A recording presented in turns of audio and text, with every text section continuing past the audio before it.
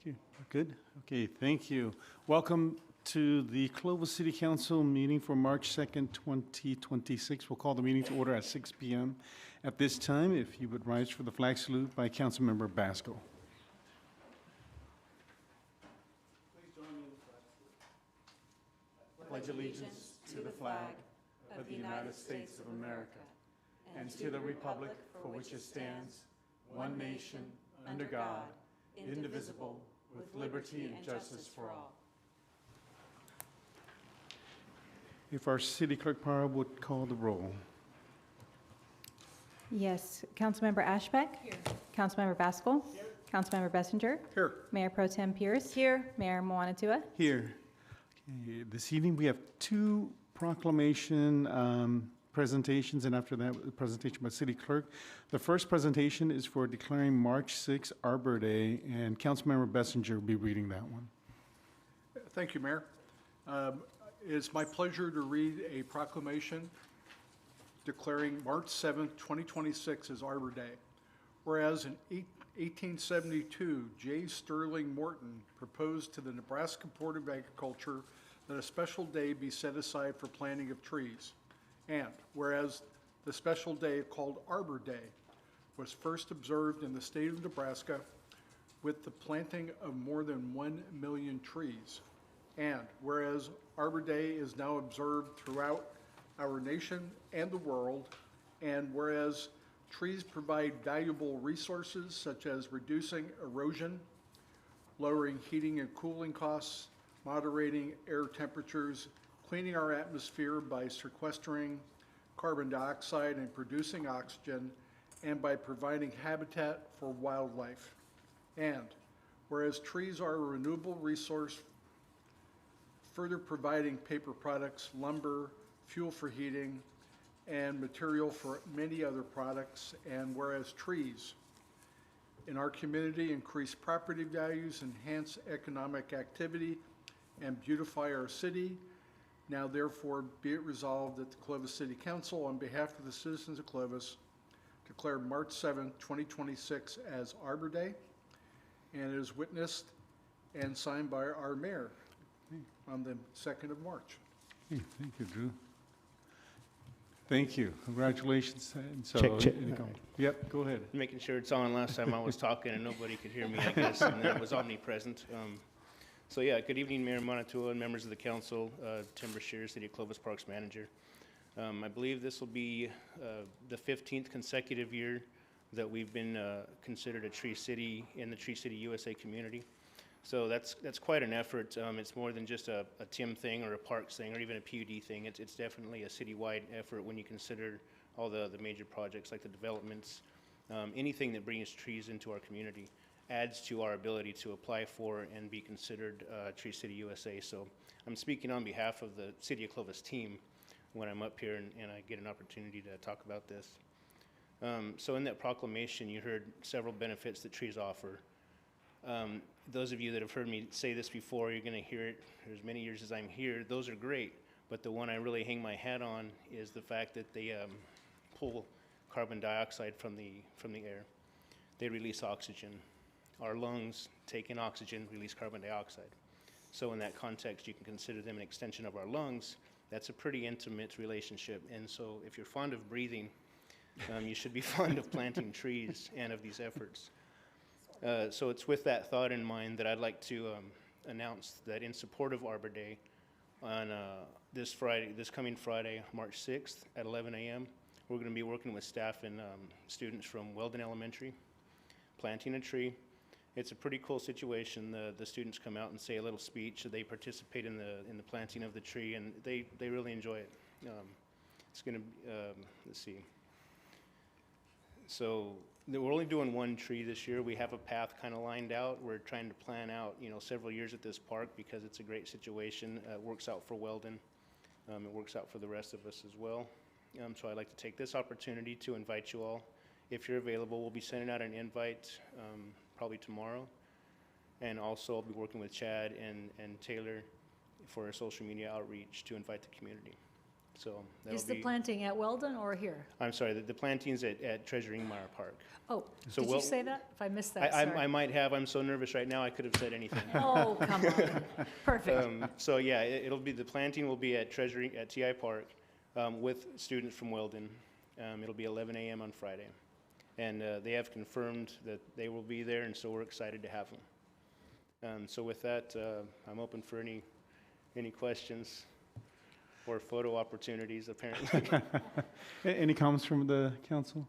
I think last year, Councilmember Bessinger and I were there, I think right by Barstow, and so I think we planted, what, 12 trees at least? There were 6 trees along the trail, yeah. Yeah, We did and that so one, and then we we did a did that. follow-up event at TI Park. Yeah, So that was a eventful couple tries.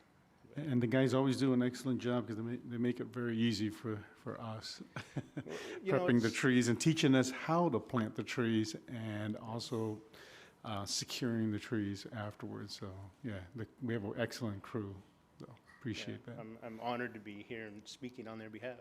Yeah. Okay, thank you. Please come up, get the proclamation, and we'll take a photo up here together.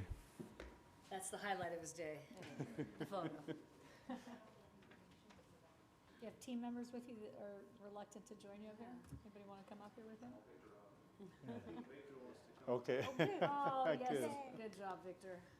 So is this, I'm assuming? Yes.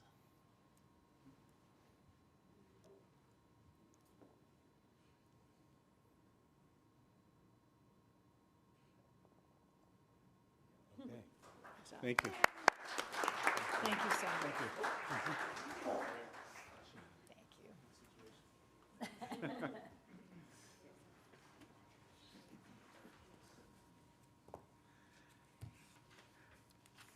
Thank you very much. Next will be presentation of proclamation declaring March 2026 as American Red Cross Month.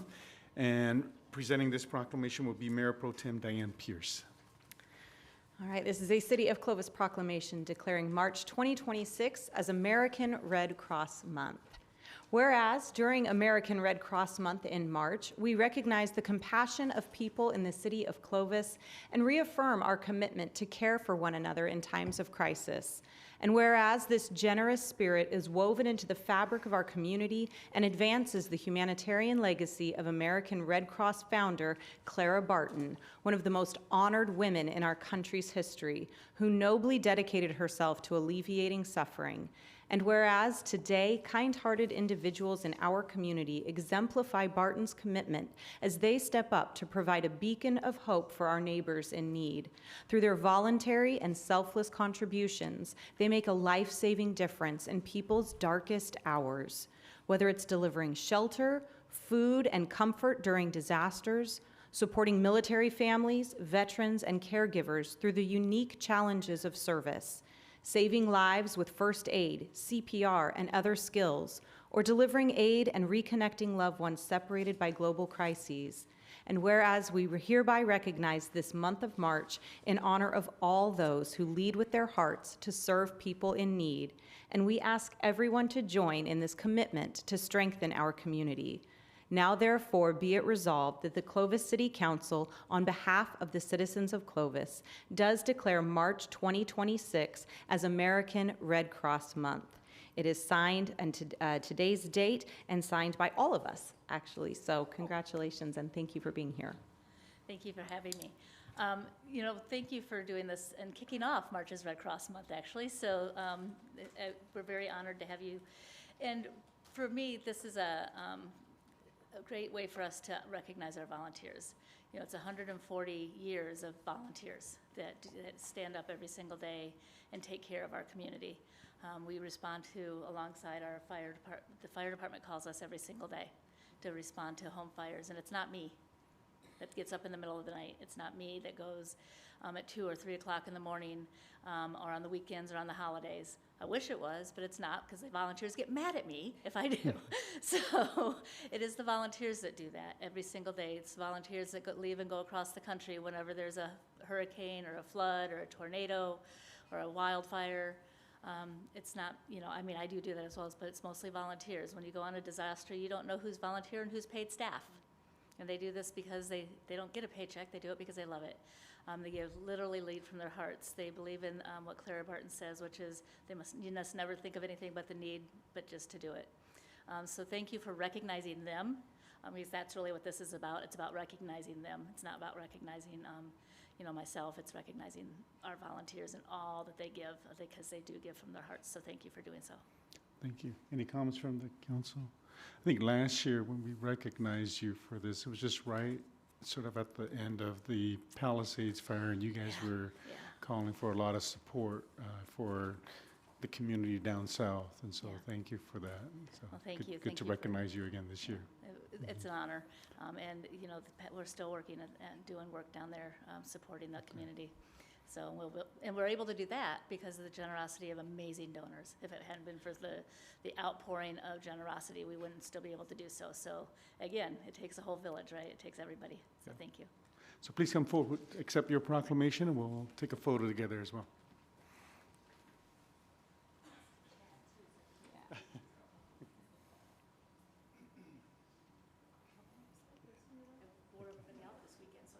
Okay.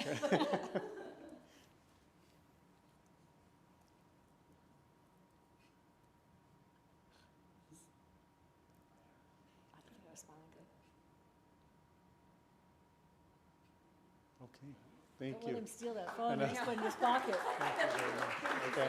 Mhm. Thank you, so nice to see you. How many phones do you go home with a day of that, Chuck?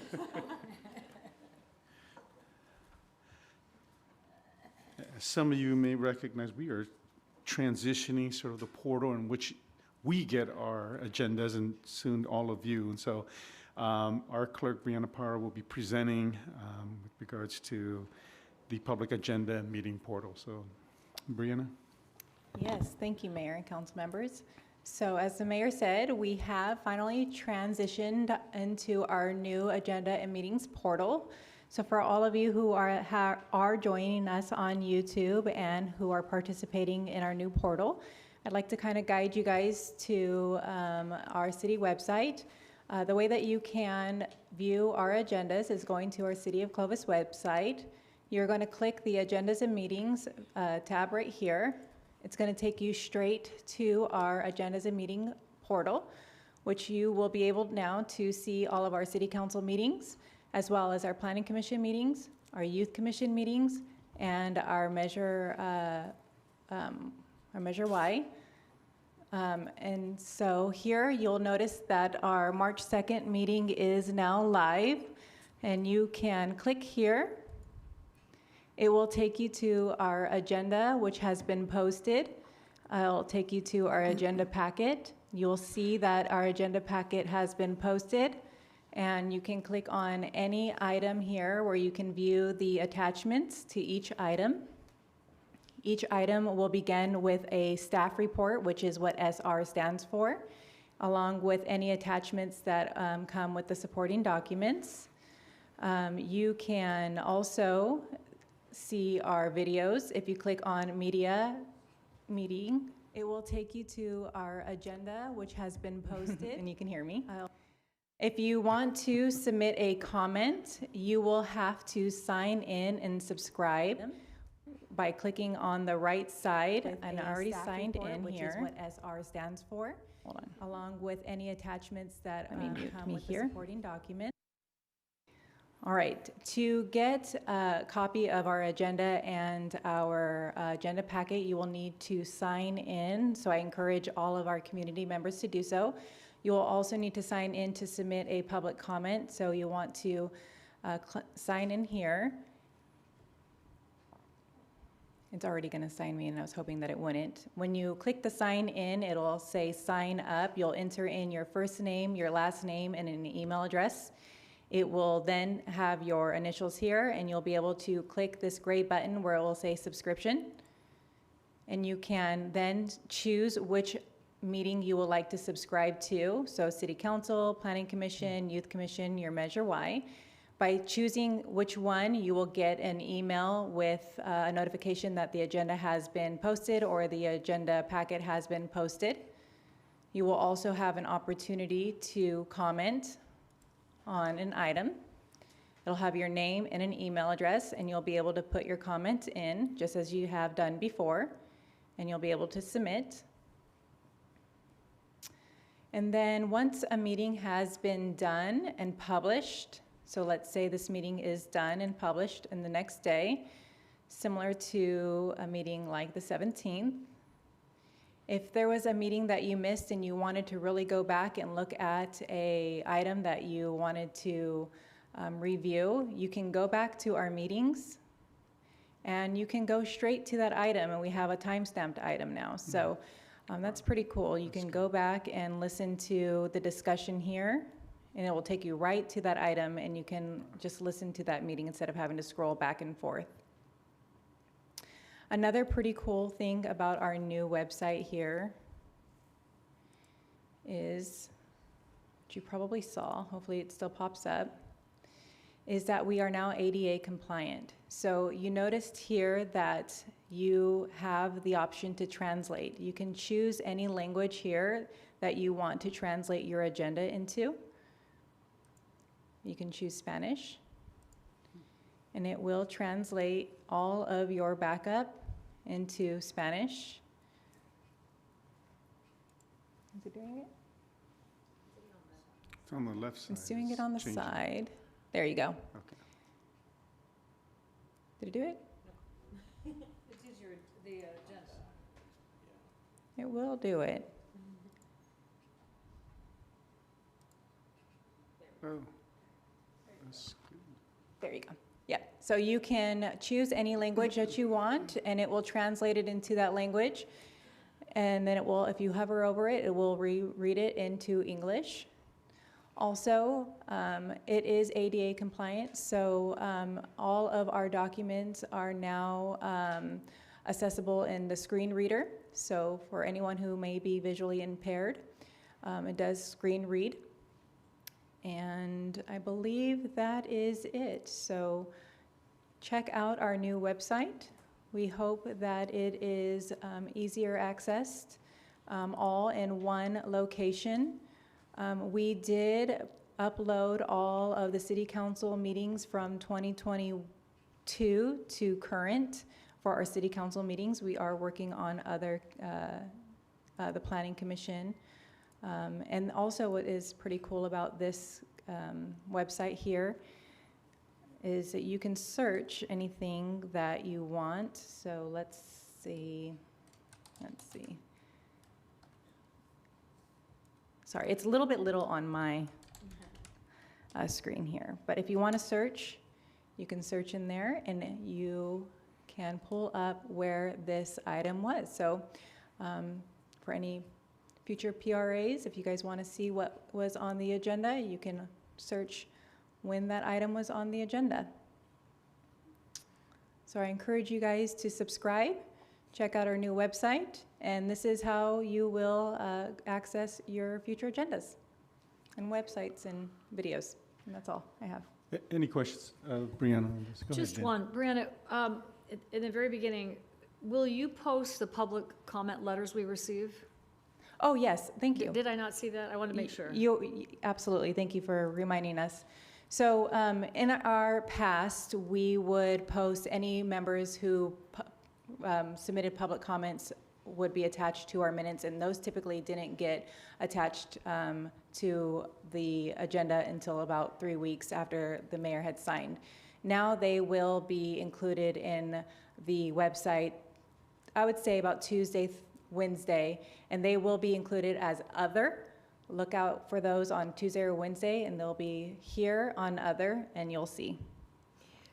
Tuesday or Wednesday after the meeting? After the meeting, yes, ma'am. So letters received in advance, will they be posted in advance, or you'll do it all after the meeting? I will do it all after the meeting, correct, because you will not have received them until the day of the meeting. Okay. Yep, so Thanks. they'll be all right here. So anything that you have received the night of the meeting will be included under other. Thank you. And Brianna, on that one section with comments, is that pretty much live where they're commenting on an agenda and you're receiving it directly, or? Correct. And so we will be calling now for any comments online, I'm assuming? So there, it's. Like public it's- comment, so those who are here and those who are online? So anybody can submit, so it's going to be the exact same way. So anybody can submit a public comment, and we Okay. will print them out up to 4 PM the day of the meeting. Okay. But they're not doing it live as in, okay, now we're going to open for public comment. They're not submitting it then? Correct, that's not Okay. until July. But I do want to make July it, it'll come out. Okay. right, I do want to make a note. So as of right now, anybody can submit a public comment, and it will be a part of the packet up to 4 PM the day of the meeting, which is right here. But public comment is also being worked on by our new system, and they have a couple upgrades coming up, where right now, when you submit a public comment, it's kind of pretty general, so we're asking you to put the agenda item number that you're wanting to submit a public comment for, kind of similar to how we used to have it. In a couple of weeks, each item is going to have an opportunity for you to submit a public comment. So say you want to make a public comment on consent calendar 7. There's going to be, in the future, in the near future, there's going to be a public comment button that says right under item 7, where you can submit a comment specifically for 7. And when you submit that public comment, it's going to come to the city clerk's office, and it's going to say item 7, and it's going to say your public comment. But there isn't going to be a live public comment until Okay. July. Okay. Correct. Nice. So in July, it'll be live. And then like Scott, I guess you'll That's with the direct us SB how to 707, handle yes. those, or, okay, Nice. potential, both ways. Good job. All right. Thank you. Thank you. I know this is just a presentation, but anyone in the public, would you like to have any questions or comments? This is not an actual hearing item, but you guys are interested in this, some of you, so if you have any, you can come forward. Okay, seeing none, thank you, Brianna, for that presentation. Now we will go to the actual public comment portion of the agenda, but before we do, I would like to ask the public if we could all rise for a moment of silence. I want to do it for two. One is for our supervisor, Stan Oken, who passed away, was it a week now? About a week, yeah. And so he was a Clovis resident, also a Board of Supervisors for several terms there. And also right now, because what's going on in the world, we also want to have a moment of silence for our U.S. troops who are engaged in the world. So we just want to pray for their safety and their families as well. So if you can all rise for a moment of silence.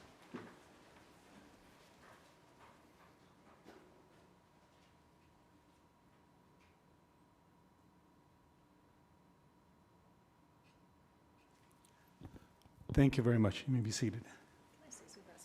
Yeah. Thank you, Mayor. I wanted to just share a bit about Stan, because I see our firefighters in the back row. So I ran into Stan's wife on Saturday, and we were just chatting about all that he did here. And he was a county supervisor from 91 to 2000, but a longtime owner of Wonder Valley. And her story goes, it's actually, if you want to read his obituary, it's online, but he survived the fire at the MGM Grand in 1980, the deadliest fire in Nevada history, and I think the third deadliest in the country. And she laughed and she said, prior to going, he had told her, I'm never going to get in a helicopter, ever. Well, that's how his life was saved, in a helicopter. And from that moment on, he was very touched by the firefighters that rescued them. And then, so he devoted the last 40 years of his life supporting that Alicia Ann Roosh burn Champ Camp. He came back and started Champ Camp at Wonder Valley.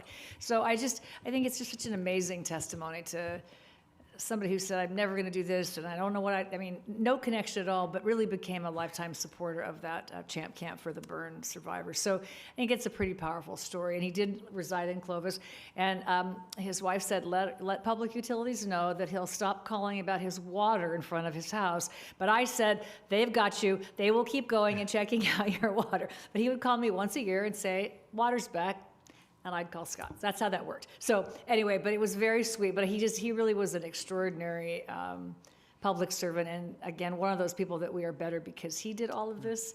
but his love for the fire department was quite notable. So I saw you all back there, and so thank you for letting me share that about him. So there'll be a public celebration of his life, I think, in April up at Wonder Valley, but he did make this place better, and we were lucky for Stan, so thank you. Thank you. This time, we're going to go ahead, open up the public comments portion. This is an opportunity for members of the public to address the council on an item within our jurisdiction, but not listed on the agenda. If you will have 3 minutes. If you can state your name and give your address for the record. Hello, my name is Stephen Trevino. I live on Bullard. The other day, I was walking down Fifth Street over here and walked into the library. And I had been curious about the book that last year, the Miss Pardini, I was looking for that book. And so I went in. I'm not going to buy it because I don't have any, I don't have any kids. But anyways, I went in there and asked her, and I was disappointed they didn't have that book.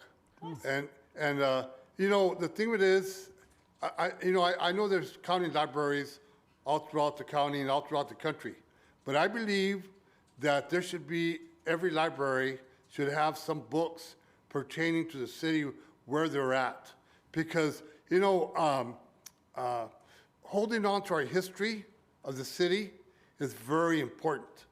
A few years ago, I was joking around. I was walking down Fifth Street, and there was one of those young officers that measure the tires, And I asked him, I said, hey, are you aware there used to be a railroad tracks here? He goes, really? He goes, where? Right here where we're standing. He goes, no, yeah, there were railroad tracks right here. He was a young guy, I understand.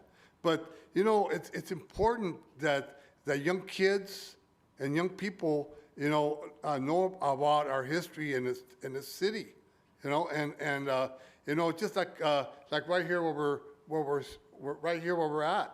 This was a baseball field, and right here along Fifth Street and along the back part, there used to be these real high bushes, and across the street where Clark is at, there used to be a tennis court, and they used to play baseball here. So we were kids. I used to ride my bike here, and we used to look inside the bushes, and we'd find baseballs and we'd find tennis balls, And it was kind of funny, And right here, the exit over here where Clark, that was barren, and that was the old Clovis High gym, and right behind it was a pool, and then right next to it was a baseball diamond, was a snack bar, and we used to go in there and eat whatever, and one day I walked in there, went in there, got a snow cone, and it was hot.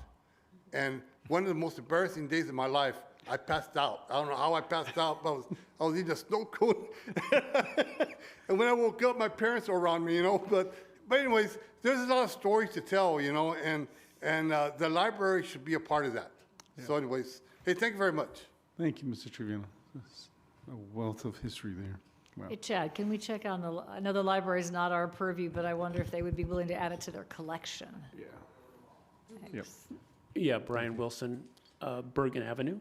Their website says there's 5 copies there at the Clovis Library on their website. So there's one on hold, so somebody's checking out something, and but there is 5 copies. Oh, okay. Yeah. That's awesome. Thank you. Up to date. Anyone else? Yeah, talk about real-time inventory, man. That's better than any store I've ever been to. Hi, Eddie Stark, Clovis, 615 Loyola. This goes back to a couple weeks ago. I had a chance to comment on a big thing that was going on here, and I didn't, so I'd like to make my comments tonight. You said about the senior center. You guys made the comment that the seniors could walk across the street. They've got the parking in the veterans parking lot, everything like that. Kind of bothered me. Went over there to the senior center afterwards, and if you look over there, you've got about 40 parking spots, 40 to 50 parking spots, give or take a nickel. And you turn around then, you look to the left, and 20 parking spots of those 40 to 50 parking lots are taken up by your Clovis buses. The last time I checked, seniors are more important than our bus drivers. Pretty easy thing. Take the buses out of the parking lot, put them across the street in the veterans parking lot and you free up 20 parking spots. You can paint little things that say, hey, City of Clovis parking buses, solves 20 parking spots right there. Doesn't cost you any money, just makes your drivers have to walk a little bit farther. That seems like an easy enough fix. Second thing, that was talking to a couple of friends of mine, and we kind of wondered why the transit center is over there anyway. It really doesn't make a lot of sense. You could move the transit center to where you park the buses at, wherever you park all your buses at, you can put that over there, and you can enlarge the senior center by one more building. You can let them have that building. They can still do their interviews there. You can still have your things there, but let the seniors use that building the second half or whatever time that they're not using it. Let the seniors have that building. Two simple solutions. Not important. Won't cost you a whole bunch of money. Last thing, this is 250th anniversary of our country. I don't see anything saying that Clovis is going to do anything about it. Just thought I'd mention that just as a passing note, that I haven't noticed that you guys are planning anything. There's anything going on in the park. All right, thank you. Thank you. Yeah. Those ideas will be, I think, Andy, you're taking down some of those. But with regards to the 250th, I think we have staff working on that, and slowly things will, not slowly, quickly, things will be coming out with regards to all the items Fresno and Clovis centric will be having with regards to the 250th. So, thank you, Mr. Stark. I really wasn't going to do anything about this, but you guys brought it up. The 250th anniversary. Nobody's talking about the things that are happening now. Tomorrow, 250 years ago, Washington's troops brought all the cannons that Henry Knox brought down from Ticonderoga and put them up on Dorchester Heights, so that when General Howe, in command of the British Army here on the continent, woke up the next morning, he saw the mountain bristling with cannons and defenses that had been put up the night before because they'd been pre-prepared. On the 17th, the British Army and Navy left Boston because there was nothing they could do about that. And the British Navy says, we weren't going to stay here and protect you unless you got rid of those cannon. And the Army wasn't prepared to go up and try and take it down. So that's 250 years ago. That happened, and nobody in Fresno or Clovis is making a big thing out of what's happening day by day. I'd like to see something like that to go on from here through the rest of the year into December, with Washington crossing the Delaware and all the things that had happened throughout the entire year. So thank you. Thank you, Mr. Scott. Anyone else like to address the council? Okay, seeing none, we'll close the public portion. Now we'll move to the consent calendar. Consent items are on the consent calendar, are routine in nature and recommended for approval by the city council. These items will be considered and voted on as a single item unless a council member requests separate consideration of any item. We have items 4 through 11. Anyone in the council like to pull any of the items? Anyone in the public like to address any of the items 4 through 11? Okay, seeing none, we'll bring it back to the council. What's the pleasure of the council? I'll make a motion to approve consent calendar items number 4 through 11, and I'll have a comment after if there's a second. Okay, is there a second? Second. Okay, we have a motion and a second. All those in favor signify by saying aye. Aye. Any opposed? Motion carries, 5-0. Can I make a comment? Yes, go ahead. You went too fast. I just wanted to give a shout out to EDC. Thank you, Will, for the report, and thank you for staying the course on the Clovis-centric EDC report. It's well done. So thank you just wanted to shout out for you. Thank you, and your team. Thanks. And I would like to echo that as well. I think Will has been working very closely with Chad, and not just our city, but with the city of Fresno and Fresno State, different industry sectors, and getting economic development. And I think we as a city, though we prefer things in Clovis, we kind of understand that anything major in this area benefits everyone in the area. And I think you are that voice for us everywhere. So thank you for your work, Will. So we appreciate that. Okay, next we'll move to administrative items. We have a workshop from Planning and Development Services Department, and it's an update. And we have Renee Mathis, Planning and Development Services Director. So go ahead, Renee.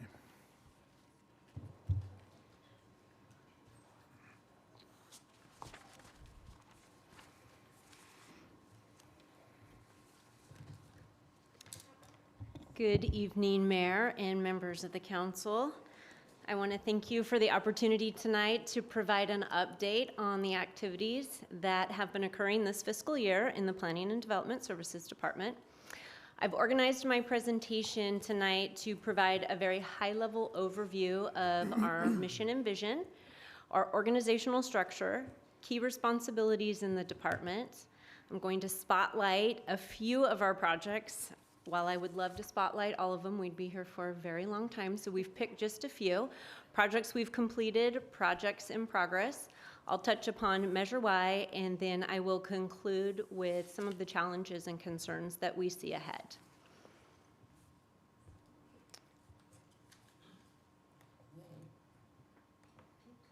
So jumping into the mission and vision. Back in 2017 and 18, the staff worked together to create this mission and vision, and we formalized it in 2019. And so the mission for the Planning and Development Services Department is to be responsible for developing, maintaining, and fulfilling the vision of the Clovis General Plan.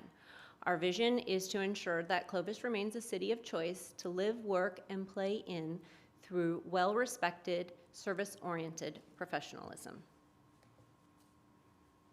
So jumping into our organizational structure, Planning and Development Services is divided into three main divisions. We've got the Planning Division, the Building Division, and the Engineering Division. We have 69 total budgeted positions, of which we have 10 vacancies in various forms of recruitment. The Planning and Development Services Department is predominantly enterprise funded. However, we do receive a very small portion of general fund support. We do, as you'll hear in my presentation, all development starts in Planning and Development Services, whether it's through entitlements, plan approvals, inspections, or through final approval. And we work very closely with all of the departments along the way, whether it's through the entitlement or the final inspection. And in all cases, when a project leaves Planning and Development Services, it lives with many of our other departments through long-term maintenance and service. So I want to just thank the collaboration that we get from all the other departments. So on the screen is your leadership team. Starting on the left-hand side, in our planning division, we have George Gonzalez, our city planner, Mackenzie Perez, our deputy city planner. Moving to building, we have Jesse Newton, our building official. Engineering, Thad Avery, our city engineer. Sean Smith, our deputy city engineer. And then Ryan Nelson, he's our administrative manager. He oversees our administrative management services section. While they're not their own division, they provide support to all of our divisions, both administrative and technical through GIS. It could be administrative, processing our staff reports, accounts payable, accounts receivable, contracts. They are the glue that keeps the division together. So we're very grateful for the services that they provide. Okay, jumping right into the planning division. So again, the planning division is led by George Gonzalez. Their main responsibilities are to implement our general plan, ensure consistency between the general plan, specific plans, our development code. They prepare and administer environmental documents. They process entitlements, and they implement our zoning requirements. So we've got some key statistics up there. I think what I'd like to focus on are the total applications approved, 83, and the applications currently in process this year, 77. That's slightly above average when you look back at the last few years. So we've seen a little bit of an uptick. Now diving into projects completed, and again, we've just spotlighted a few of them. There's many more that have been approved, but we had the Habit Burger and Grill. That was a site plan review approved in July. That's at Shawn Peach. That's a tear down and rebuild. We kicked off our General Plan Advisory Committee in September. We're on to our 4th meeting, which will be occurring this Thursday. It's the second of at least 3 meetings on land use. And then we approved the Agua Vista Park site plan review in November. That's one of our newest parks out in Loma Vista. Projects in progress. The general plan update, that is a 3-year project. We're in phase 2, which is really looking at our land use alternatives. We anticipate that project will be complete in late 2027. We continue to work on the Heritage Grove specific plan and the Vista Ranch master plan. Both of those projects are in various forms of approval at the staff level in terms of their environmental documents. Both projects are north of Shepherd. We have our infill rezone program. That's one of 6 programs as part of a judgment that came out of our housing settlement. We are working on updating our multifamily objective standards. We anticipate coming back before you for some modifications by the end of this fiscal year. And then we are reviewing at council's direction our current sign ordinance. We should be going out with a request for qualifications later this month, and hopefully we'll have a consultant on board in April, and we will be looking at our current sign ordinance and then back in front of council with recommendations for modifications. Now jumping over to the building division.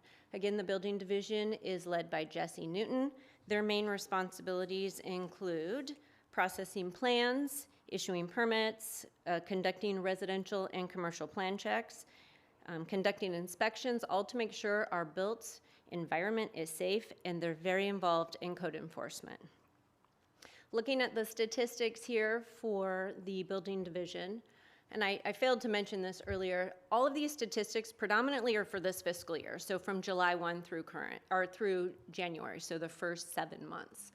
I think I'd like to focus on the number of total single-family dwelling units issued. So as of January 31st, it was 236. Through the end of February, it's about 260. We do anticipate at the end of this fiscal year being around 700. We are being told by the development community there's quite a few multifamily projects that are going to come in and pull permits, so that will kick that number up. It's just over 400. Total permits issued, the 2180, that's total permits, building, plumbing, mechanical, electrical. That's very common for this point in time in the year. We're usually around 4,500, so we're on target. So projects completed in the building division so far this year. Building worked collaboratively with our legal team on developing some bulletins for AB 130 and AB 306. I won't go into the details. It's basically documents that will help staff in the development community navigate the 2025 California Building Code.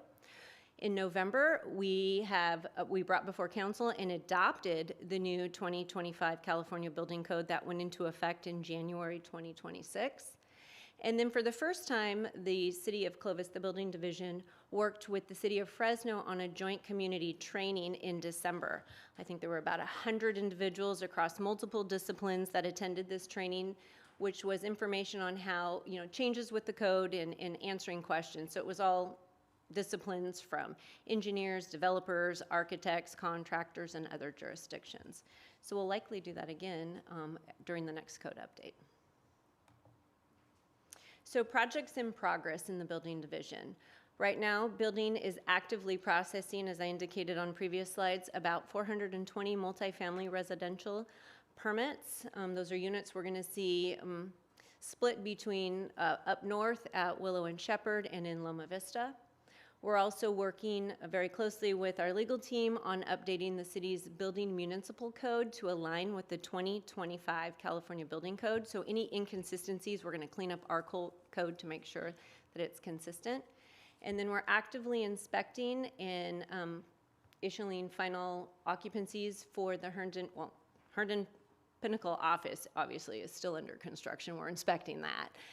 That's an office site there south of Herndon, just east of Willow. But at the Avenue Retail Shopping, which hopefully most of you have visited there at Shepherd and Willow, you'll see most of those businesses are operational. We're doing some TIs, and then we're hopeful, and we're being told the residential component will start this, by the end of this year, they'll have those permits pulled. Mayor?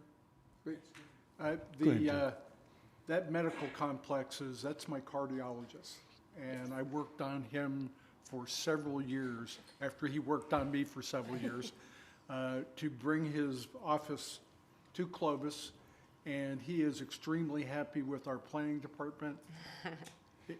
They might grouse a little bit about fees, but he says they're always professional and responsive and timely, and I want to pass that compliment on.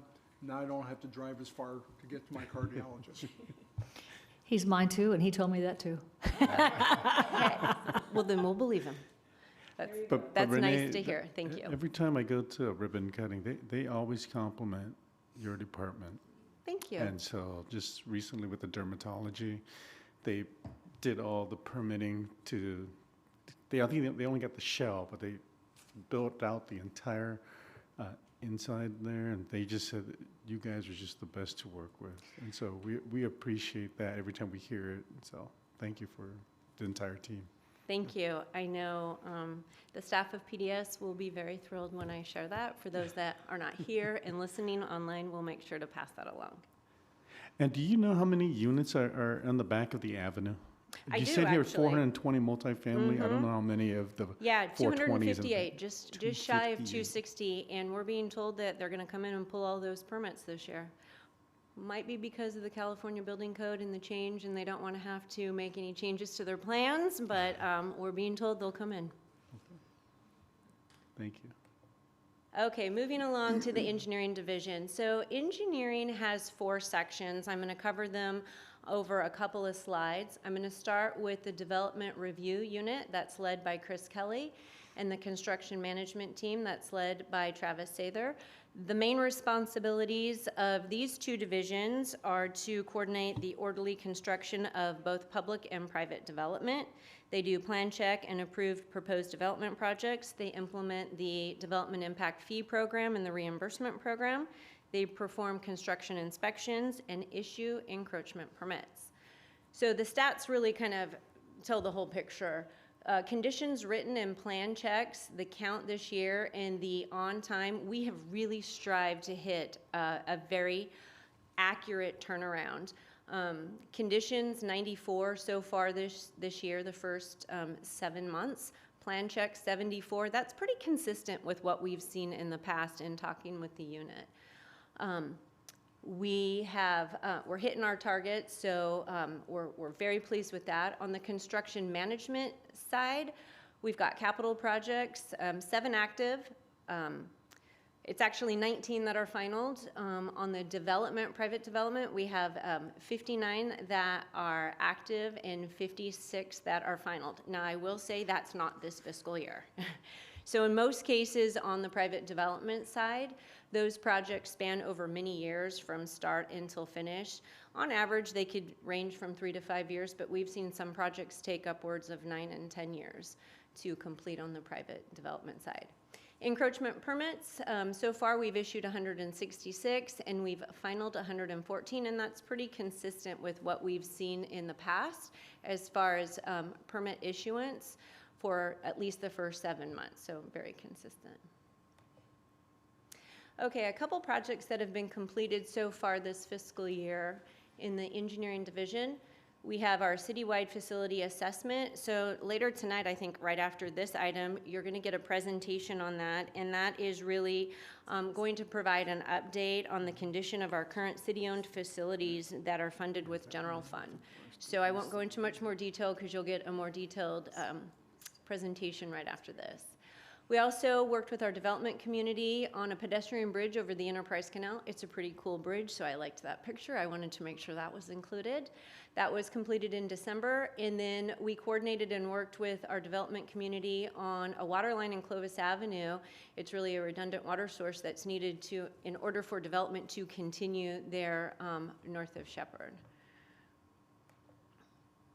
Projects in progress. So we have many. We've just listed a few here. We've got our development impact fee evaluation. That was kicked off in January. That's a 2-phase project.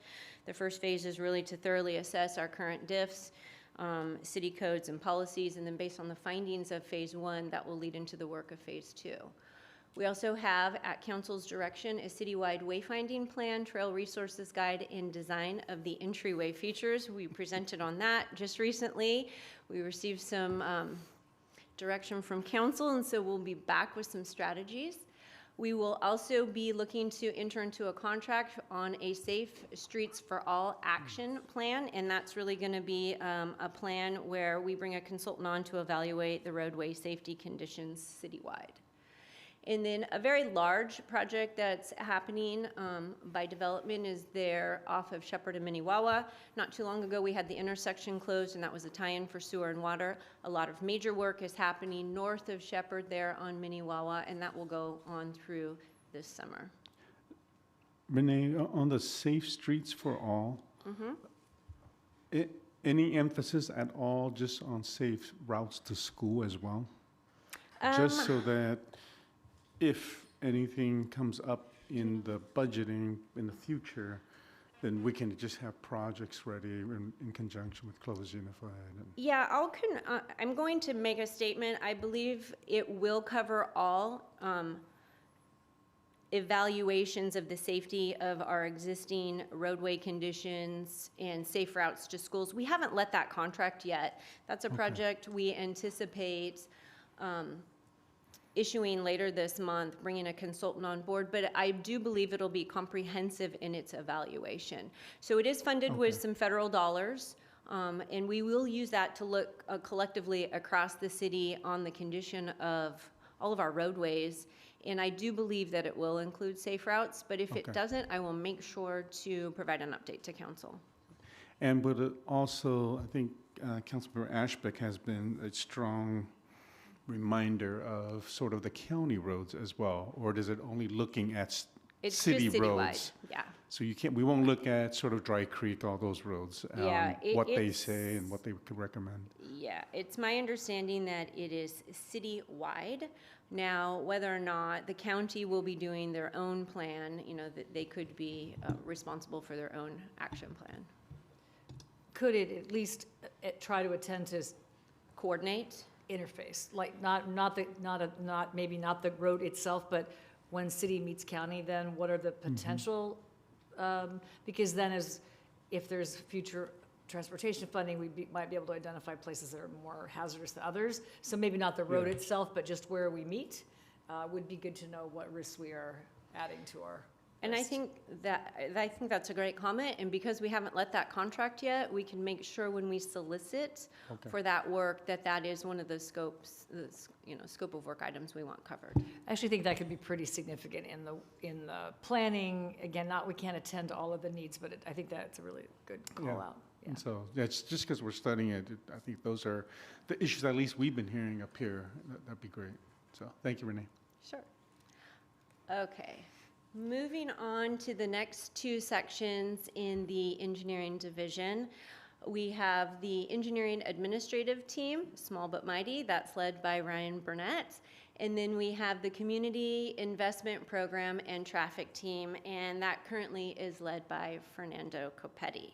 So starting, both of these divisions are sections in the engineering division. Their main responsibilities are to implement our active traffic management program.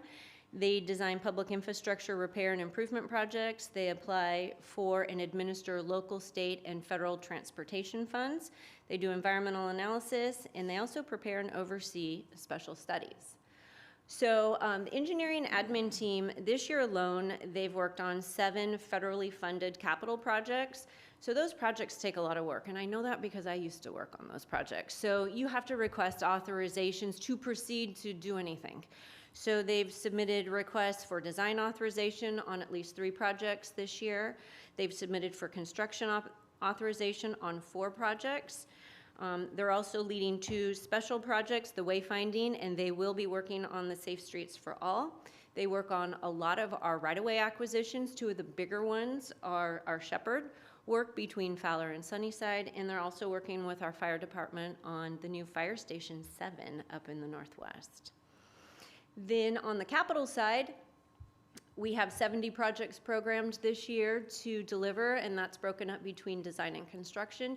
You'll see we've already delivered 39 of the 70. 70 is pretty average for the last 2 or so years, a pretty aggressive program. Fernando runs a tight ship, and we deliver quite a few projects, so very proud of what comes out of the capital program.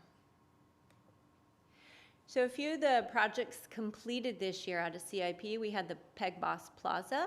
That was in November. We have completed multiple bus stops with shelters and new bus routes throughout the city. That was completed in December. And then just recently, our bridge replacement on Leonard Avenue at the Enterprise Canal was completed. Projects in progress. So we've listed a few of our projects in progress. We have our Senior Activity Center, that's the annex. We're doing some tenant improvements.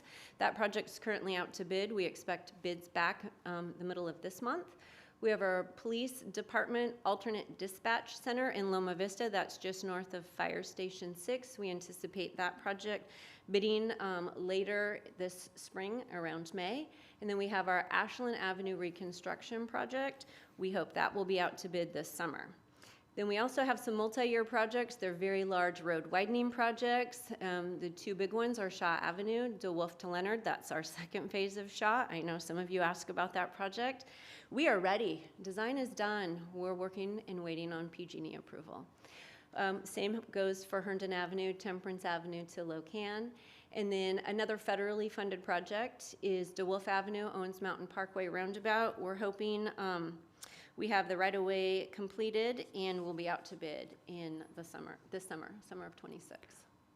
Ashland Reconstruction. Wow, finally. You know, the people driving have told me the county part looks better than the Clovis part because they redid Turpie. And that section down there is, yeah, I just was wondering what the PCI was when I was. I don't know offhand, but it's probably low. Yeah, at least it'll show the contrast and between, I guess, we only own the north side, right? Do we own both? We maintain both. Oh, okay. Because I was going to say, because the south side of, not the south side, but the eastbound is also terrible from Winery down. So, okay. Well, good. We're working on it Excellent. this summer. Yeah, excellent. So Measure Y, Planning and Development Services has benefited from Measure Y, both in positions, and we've had the benefit and opportunity to work on a few capital projects. So our Measure Y staffing positions, we were allocated 2 positions. Both are currently under recruitment, and we anticipate to be filled before the end of this fiscal year.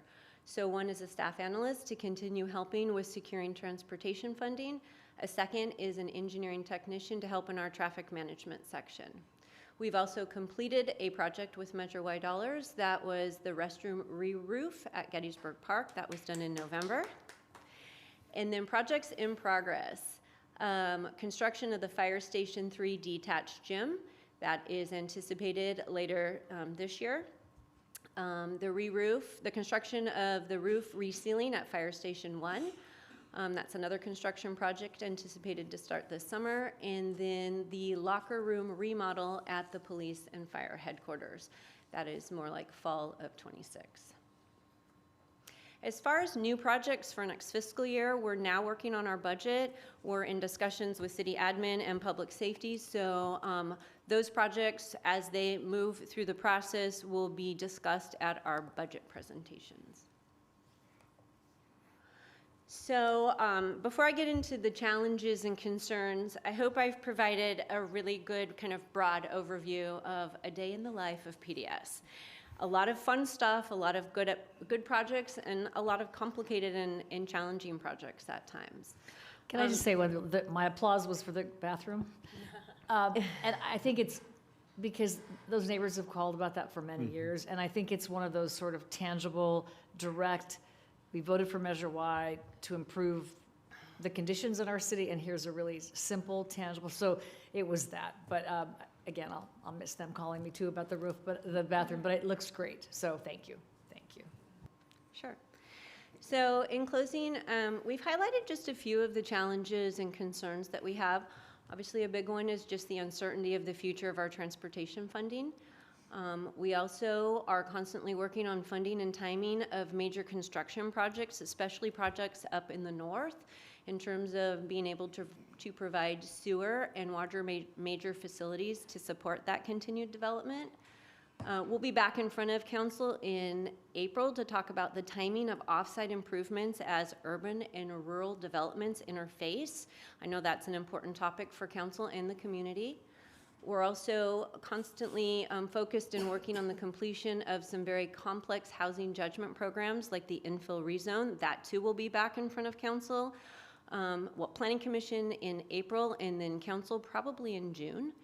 And then staff retention and succession planning. While we feel comfortable and we've got a good team, but we're always focused on how do we keep staff and really plan for succession planning as staff leave and bringing staff along.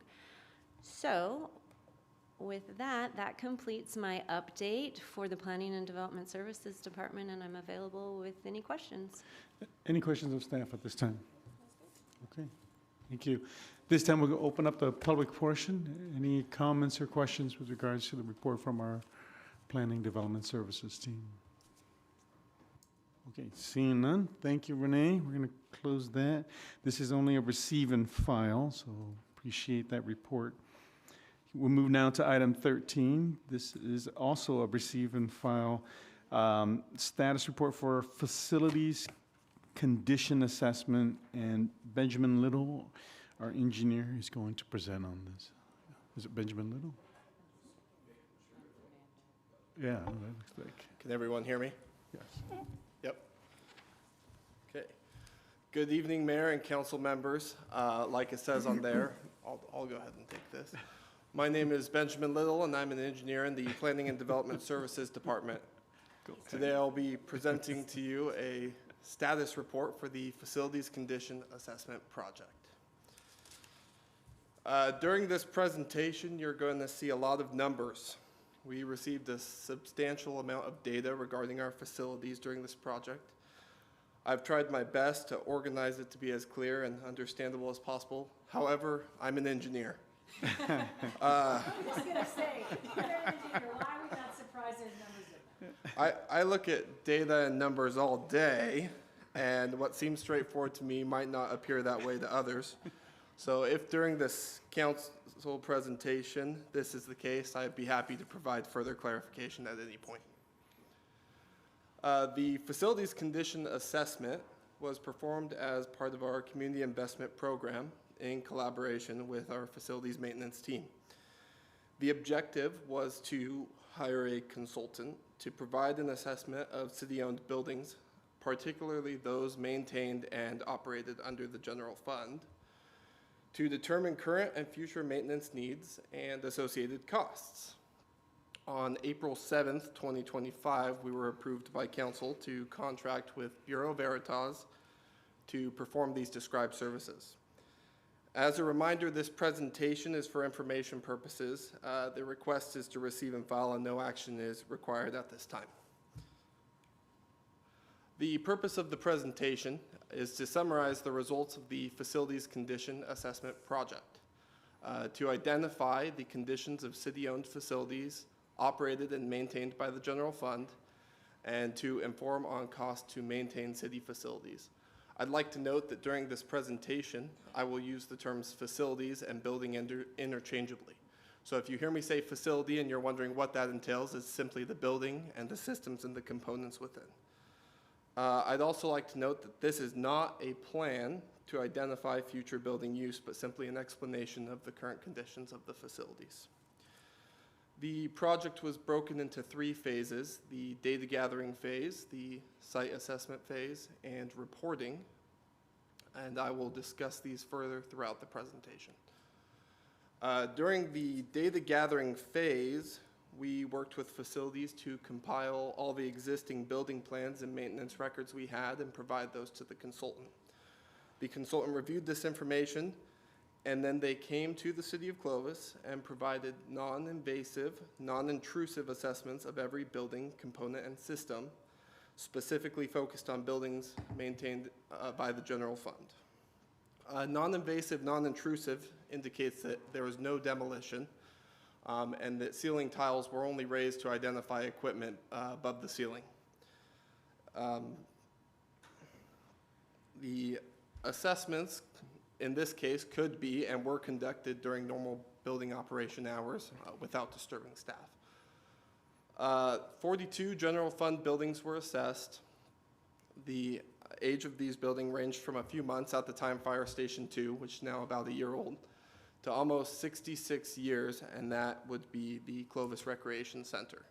The average overall building age is 32 years old. I included this map.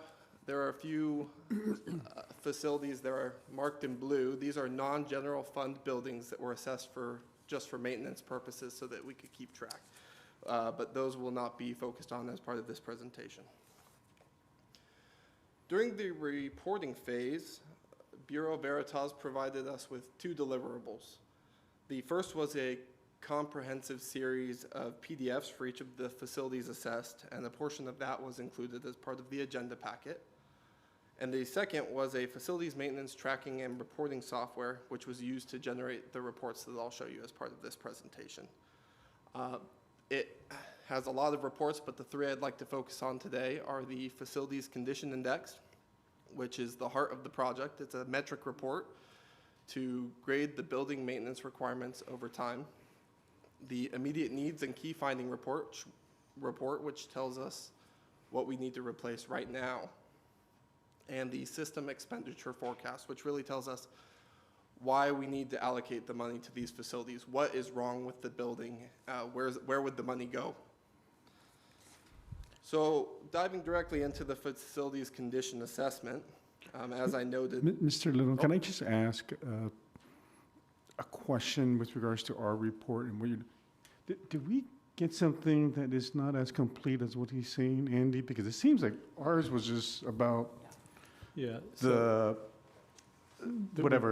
senior center and Station 2, but you're giving a much, I thought what we wanted, which is sort of overall, here's an assessment. So Yeah. can you kind of give us a link? Because all that I've read has nothing to do with what you're reporting, which I am more interested in what you're reporting than the 2 that we received this evening. The 2 that were provided were samples of what was provided, because I think it would have been close to 2,000 pages, if not more. It is a very comprehensive report. But we have a database that's available to look through. But they were provided as examples. Okay. There must be an executive summary in there. I'm not an engineer, so there must be an executive summary in there somewhere. Yeah, you know, all the buildings are actually separate PDFs that have been compiled into one. So it's very comprehensive, which is why I provided samples at this point. That helps. Okay. Okay. As noted, the Facilities Condition Index is the most fundamental metric of the project. It is a ratio of the current functional components of the building over the current replacement value of the facility. So value of functional components, in layman's terms, would be the stuff that's currently usable over the cost to rebuild the building up. Not necessarily to demo or not necessarily to change anything, but simply to build it like for like, which was also provided by the consultant. A table below explains how the Facilities Condition Index, or FCI, is scored, and it's similar to what you'd see in school. If you're getting a 95 to 100%, you're doing a great job this year. And I'm saying this year, and I'll explain and elaborate that a little more on the next slide, but it's not saying the building is perfect. It's saying as of this year, you have very little maintenance that is required. And it goes down that way. 95 to 90 is good, 90 to 70 is fair, and once you get below 70%, that's when renewal is needed either by quite a bit of maintenance or replacement of the facility. Moving on to the Facilities Condition Index, apologies for any small text. There's a lot of information I'm trying to fit on here. Again, the percentages in the table are not the overall condition of the building. It is a snapshot at each moment in time. So in the current column, you'll see values, and if you see values, that means that there is something that needs to be replaced right now. The future columns, 3, 5, and 10, show things that need to be replaced, as well as things that will reach their serviceable lifespan by that point. You know, an HVAC unit that's expected to last 20 years may go out in 5 years, and that's included in this schedule. So looking at the PDS building as an example, it says 91.1% of the building is not in need of maintenance this year. It's not saying the building is 91% good because, you know, it's not a brand new facility. It's just saying that we don't have to maintain that portion this year. And we can see on this report that some buildings progressively get worse faster than others. And there's a lot that goes into that. Some of it is age, building size, current maintenance.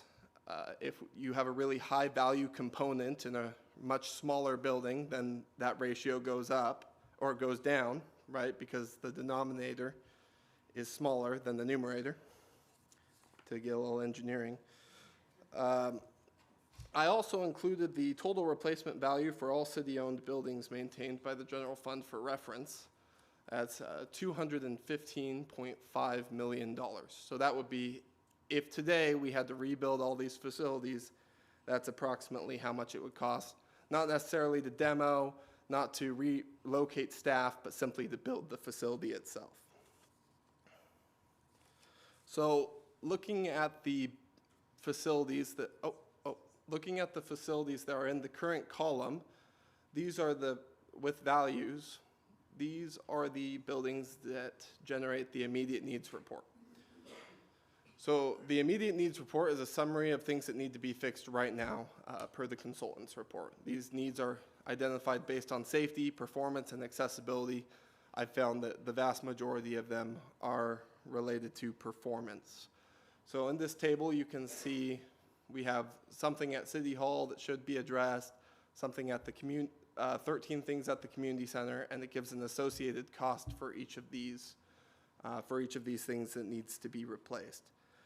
This report can be further broken down to identify what components are needed for repairs for each of these individual buildings. And I'd like to take a moment to highlight some of those examples, starting with the community center, which is also known as the former senior center. That's the current title that it's being referred to as. If you notice in the total items, there are 13 items and the total cost is about $226,000. You'll see that value carry over onto the breakdown. In the breakdown, there at the bottom, you can see total 13 items and $226,000 again.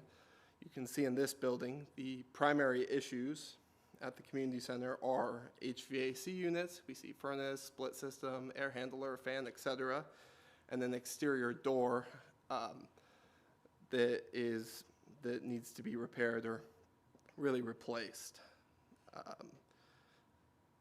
When this report actually goes directly into the system expenditure forecast, which shows these items back in an abbreviated way, but what we need to do over the coming years. So for the community center, this is the system expenditure forecast. Once again, as I mentioned before, this is the why of the project, why we need to set aside the money, where it's going to go. Really, it's the what, the when, the where, the why. It's a very powerful report. Essentially, it's saying these are the subcategories: roofing, HVAC. This is the money we need to spend right now. There, you see that $226,000 carry over into that first column, and you see values over the short term and over the long term. I'd like to note that there is a 3% inflation rate added from year to year, and that's been consistent with some of the standard that we've seen. I'd also like to note that the columns are not linear. You can see short term is over a 2-year period, near term over a 3, and so on until you get to the long term, which is over a 20-year period. I chose this building because it's one of our older buildings, but not the oldest building. It's a pretty standard building we have on site.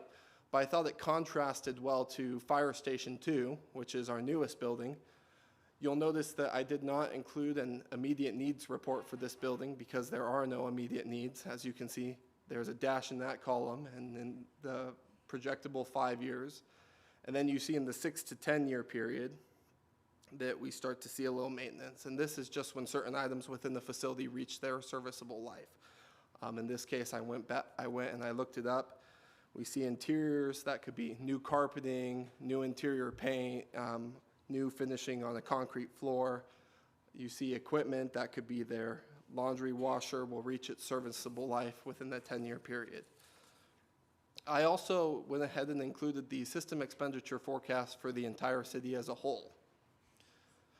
So this one is a lot more comprehensive. It has a lot more categories and a much higher dollar value. But that $3.2 million you see in the immediate needs report, That was carried over from the summarized immediate needs report that we saw earlier.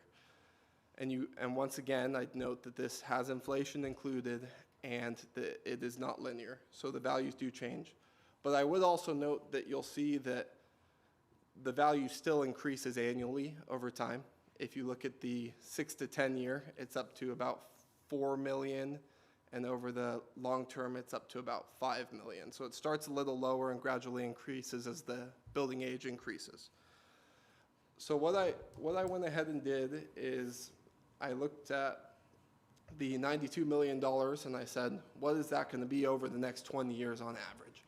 So I took the 92 million, divided it by 20 years, and we end up with about $4.6 million a year in building maintenance.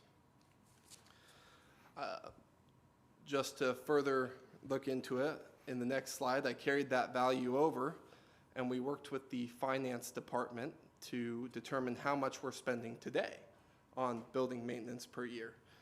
And we adjusted that for inflation because, as noted, we're going up 3% per year, so we have to track that value. And it's approximately $2.5 million a year between CIP projects and the facilities maintenance team's budgeting. So that shows that we have approximately an annual maintenance deficit of $2.1 million per year for facilities maintenance.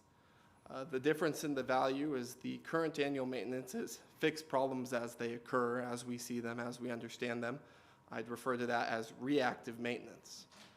The 4.6 million, we hired a consultant, we had them come in and tell us what we need and help us understand the serviceable life of building components. And I'd refer to that as proactive maintenance. Now, from a very initial point of view, someone might say, well, it's cheaper to be reactive, right? It's $2.5 million a year versus 4.6. So why does that matter? And two reasons that I can give here is, one, the total replacement value of city-owned facilities is $215.5 million a year under the general fund. And number two, if we do not maintain our facilities, this is a forecast of a 10-year with no maintenance, we have 22 buildings that end up in the red. And an additional 11 that are in the orange, which means that they need some decent amount of maintenance, and the red ones are considered beyond their serviceable life.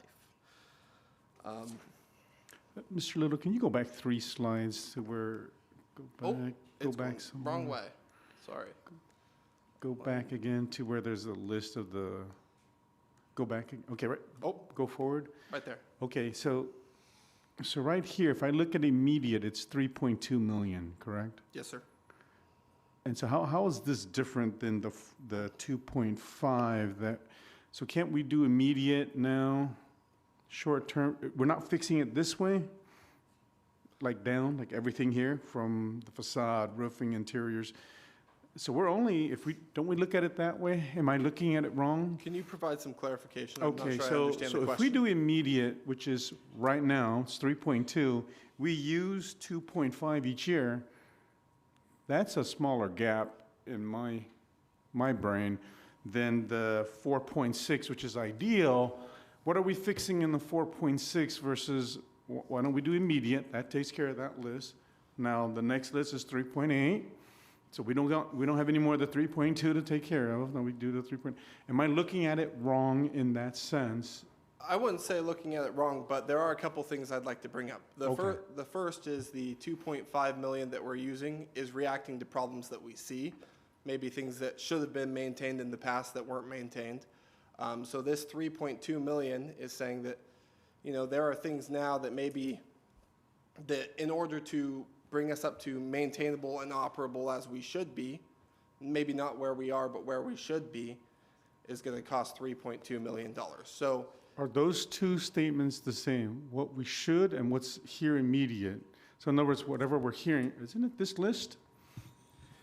I mean, I would assume like, hey, fix this, isn't it this list, immediate list? So I try to understand, you're trying to separate 2.5 from this 3.2, but I look at it as those are the same because they're calling us immediately right now, fix these things.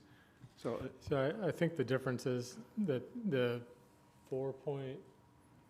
The 4.6 is set aside money for future projects, kind of smoothed out over time, so an average, versus what you're talking about of, putting money right at it year one and then seeing what's year two, because what could happen, we could have a spike of costs in, say, year 6, that we would have collected funds for that if we had set aside monies to take care of that spike year. So it's just dealing with averages rather than. So we will always have 3.2 plus set aside that's 4.6? That's just the first year of expenditures maybe, but what Mr. Little is saying is that we should set aside 4.6 over a period of time to set aside money for future projects that will be a higher cost. Above and beyond this 3.2. Correct. So 3.2, we're going to have to expend immediately right now, plus, please save 4.6. So it's really a 7 point whatever. It'd be 4.6 for the first year, but we would only spend 3.2, and we would save that money Oh, the for year extra? 2, Okay. right? And And then my second question is, if we don't fix the immediate, does it add to, so for 173, does it also add 173 to the 550? Is that a good way to look at it? If we didn't fix facade for 173, does the 550 now actually become 173 more? Yeah, if we don't replace these now, Yeah. they're gonna carry over to Carry the next over year's and it value. just gets. So, yeah, all this value is right here is we're saying in 20 years, this is how much money needs to be spent. So we're gonna set aside 4.6 million annually per se, and then by the time things are 5 million a year, we've already been taking care of it as we've progressed. So it will be 4.6 million is the average over time. It might not be the average today, but in the 20-year period, it will be. Go ahead, Lynn. The way I also heard the immediate column at 3.2 versus the current spend at 2.4, I think 2.4 is what we spend, but 3.2 is what we need. So I think that, I mean, in my mind, the way I heard, these are things that we now know because we assessed. It's not because the roof fell off, or, you know what I mean? So I think that's the difference.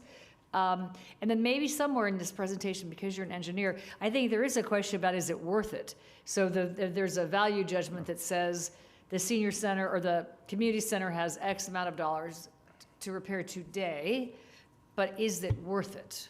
And I think maybe that's not today's conversation, but that is the ultimate, right? So it's $3 million to bring the community center up to something, but is it cheaper to tear it down and build something else? Maybe not, but I think that's still the question, right? So I think that's why this number is bigger than the annual number. This is now exactly what we know versus what we could afford, and we picked the most important $2.4 million things and still left $800,000 worth of things not done, is how I read that. Yeah? Yeah. Okay, yeah. Mayor Yeah. Pro Tem. Just some additional clarification. Yeah, that's kind of how I was hearing it too. The 2.5 we spend is like, if I'm sitting here, I'm like, oh my gosh, the roof is leaking, I can identify that. But the 3.2 is a professional coming in and saying, yes, and there's all these things you can't see and identify that actually need to be fixed. And then the way I was kind of hearing it with the 4.6, which was the 20-year average annual thing, because when you look at that near-term column of 3 to 5 years, that jumps significantly up. And so if we're planning for that future, if we do 4.6 every year, we're going to be in a far better position to address those needs when they happen. And so trying to be proactive, even in preparing for that. And then also, I think there was one point to Lynn's comment just now about the value of it. I think you had something that said the cost to maintain or repair versus the cost of the facility. Wasn't that on an earlier slide? Yes. That kind of gives us that ability to say whether or not the repairs are worth it, or if we need to look at something more severe in addressing that particular facility or building. Is that correct? So everything that we got for all the different facilities does kind of offer that consideration. Is that correct in what I saw previously? Yes, and I want to say something else. In addition to that, you won't see the leak. This is being proactive. You don't wait until the roof is leaking. Because, excuse me, there's additional cost, like if the roof is leaking, then you have to move stuff around. There's associated costs that are not shown in that 2 point something million, right? So we are just being preventive. They're not getting to have an issue with roofing, air conditioning, stuff like that. Then the other question I had is, Andy or Mr. Who prioritizes when the funds are not enough? you guys, us, I mean, the department itself, hey, go find some funds? Because some things, you know, the departments have the ability to fund. Kind of Transit had a new building because they went and found monies, and so to do it. So who does Yeah, that? during the budget process, we sit down with the capital projects team, facilities team, department heads, and we make those tough decisions and make recommendations for council. Okay. But Thank we're you. hoping to be in a spot where we can say yes to much more than we have in the past. Yeah. Okay. Thanks for answering our questions on that. Sure. Oh, going backwards, I apologize.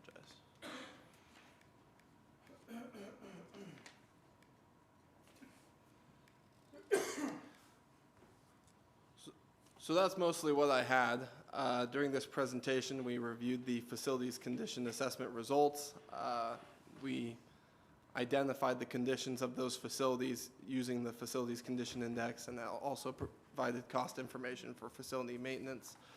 The facilities condition assessment project, what it does for us is it provides a comprehensive understanding of current facilities conditions. It enables informed prioritization of repairs and upgrades. It supports development of strategic and preventative maintenance planning, and it allows for effective budgeting for future improvements. I'm going to hand off the mic to Andy here for a second to discuss next steps. Yeah, thank you. Appreciate all the effort from the team, our citywide team that worked on this project, and the leadership from Mr. Little. So next week in the 5-year forecast, we have included approximately $2 million, a little bit more, in needed funding for general maintenance in our long-range financial planning. So that is a goal we're trying to hit and forecast out. During budget process, we'll be able to refine that much more, but just so the council's aware and the community's aware. And then we are also requesting a master city facility plan. We're planning on requesting that during the budget process. And questions that would be asked are similar to some of the ones you were asking. What current unmet space needs does the city have? What long-range space needs does the city have? So what is our actually footprint needs? What's the best long-term use of current city facilities? What buildings should be invested in the near term, and maybe buildings that shouldn't be. So we don't want to put good money in when it's not worth it because of space needs or the building is too far gone relative to the cost. And what is the long-term financial/investment plan to implement? So those are the things that we would like to dive in over the next year or so through a budget authorization to do so. But at this time, I would recommend that in the budget process, we include funding to start making those investments sooner than later, setting aside funding so we can start getting ahead of this. And thankfully, Measure Y and the general fund have given us some stability to be able to make some of these choices rather than be reactive like we have been for many, many years. So with that, we're available for any questions, and thank you again to the team for all the work on this. Go ahead, Councilmember Basco. I just had a question. As part of that process going forward, do you do a cost analysis on the benefits of renting property, like, you know, where our RT is at now, and some of those buildings? Is it, you know, are we looking at, is it actually cheaper to maybe use somebody else's building and just pay rent? Or, Maybe, that could be part of we're it. getting into some of these positions when you're talking about coming up with an extra $2 million here and there. You know, how far does that stretch out over the years too? So, I don't know. Yeah. Just as, you know, I think that we've already got 2 buildings we're using now to rent out. That could give us an idea going forward as well. So. Yeah, the leasing has been financially a good move for the city. There's also the question of, do we want all of our staff on one site, and operational questions. So those things need to be balanced. Zoom. We do a lot of that. Okay, thanks. Go ahead, Councilmember Bessinger. I think we need to, when we prioritize things, we need to realize that, didn't we have a tarp on the roof at City Hall? There's currently a tarp on City Hall and the old senior center. Yeah, we need to take some pride in our facilities and not do stuff that we wouldn't do at our own house. And if we don't address some of these things quickly, you know, for the want of a nail, the battle was lost. You know, you have roof rot, and now we have to replace a lot more because we didn't take care of the roof. So I think if we need to, in a situation like that, if we need to go identify reserve funds and do it earlier than later, we're going to be ahead money. I think that's a smart move. Andy, I look at this report and I see it similar to what was going on in PD. Until we paint the full picture, the public does not know. With this report that we received, this helped. But if with this, the public's, there's nothing, nothing going on.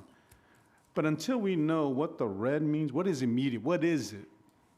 It's actually true leaks, whatever it is. Until that picture is painted, wherever we put the money in, people are like, well, why are you doing that? It looks good. But I think we need that information. I think it would have been helpful here with us this evening, so that way the public can read this report and go, oh, okay, this is very, very serious. $200 million within the next 20 years. What can we do immediately? And so I think that's important. And how do we tell this story to the public so that way they share in, this is your facilities as well. This is what you're walking into. And so if it is the police headquarters, this is what's happening there. If this is where you come and pay your bills, this is what's happening there. And we need to make it where it's personable to the community. And I think as we lay it out right now, how do we keep laying it out so that way it's very, very clear to the community the needs that we have. So that's my comment on our report today, and your report was excellent, Mr. Lowe. So, Can I have one? Just yes, one? go ahead. I agree with Vong. I think, so excellent job. I don't think I've ever seen a full facility assessment in the years I've served up here. So I think it's super helpful. I think I would add to your questions. I want to think about Clovis Unified as a model who builds really nice buildings and they last a long time.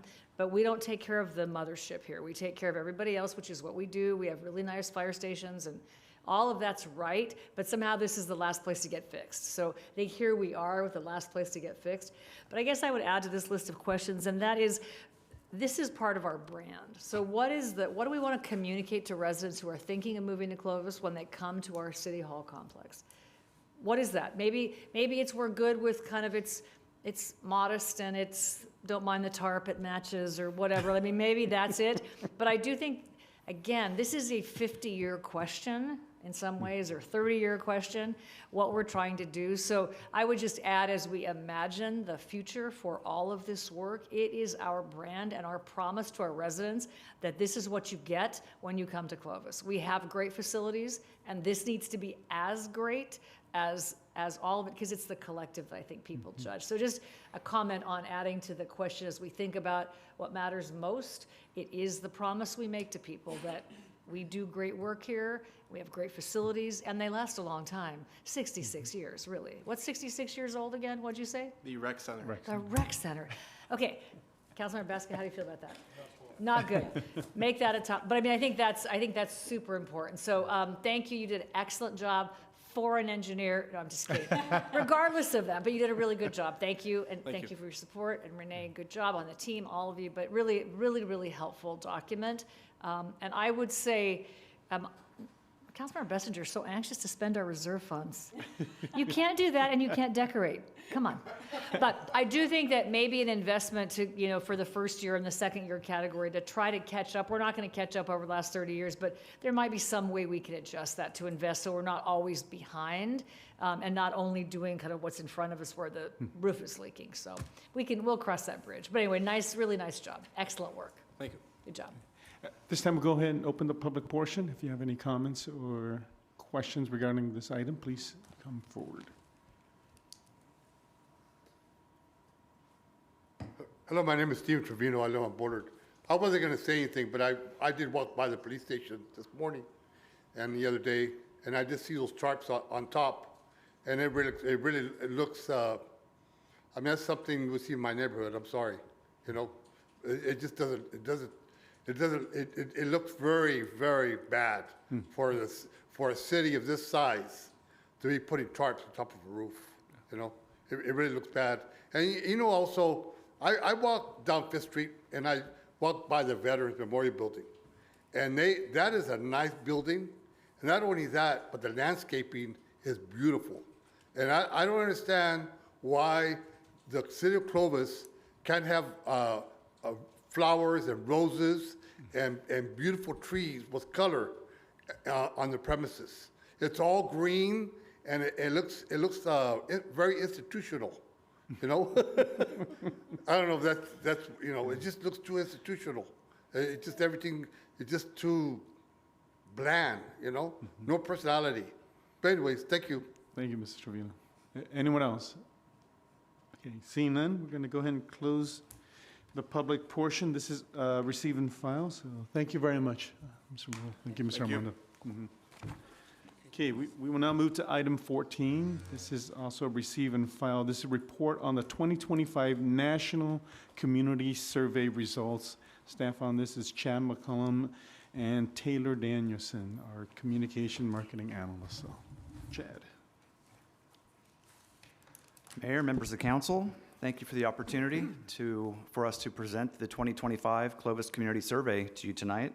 It's our chance to share with you the opinions of our residents on some of the most important issues facing this community. Before you, on the dais, you will see a copy of tonight's presentation if you'd like to follow along.